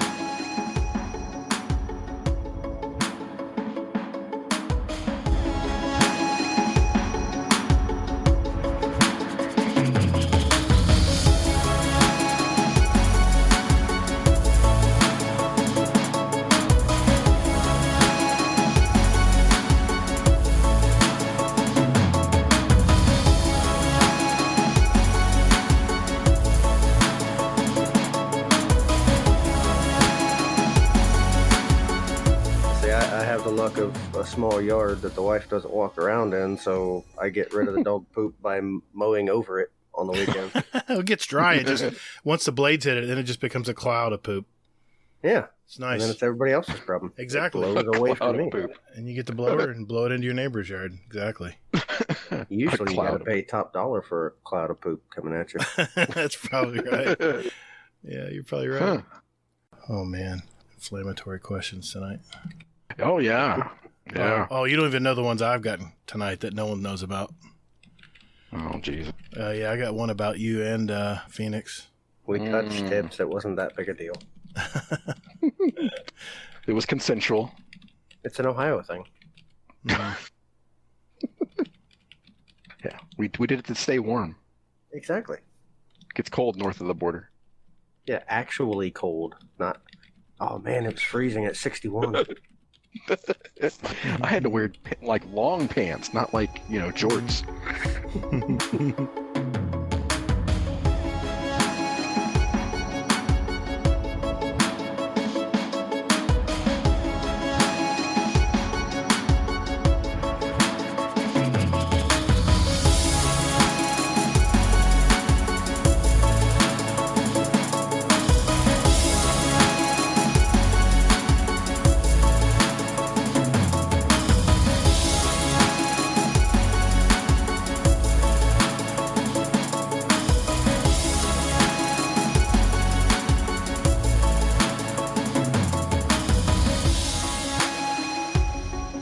What's your time schedule here tonight, Phoenix? You got to work early in the morning? Nope. I got to golf in the I morning. got the next 2 days off. So. Oh, good deal. Enjoy that. Yeah, I haven't played golf with these guys in, God, I think 5 years. It's been a long time. I'm looking forward to it. I gotta go look at my bag in my garage and make sure there's not a rat or something living in it. That's how long it's been since I've swung a club. Oh my God. Then I'm thinking tonight, holy shit, I don't know if I got enough golf balls because I lose at least 5 or 6 when I play. You got to guard your balls. You got to track those down every now and then. Exactly.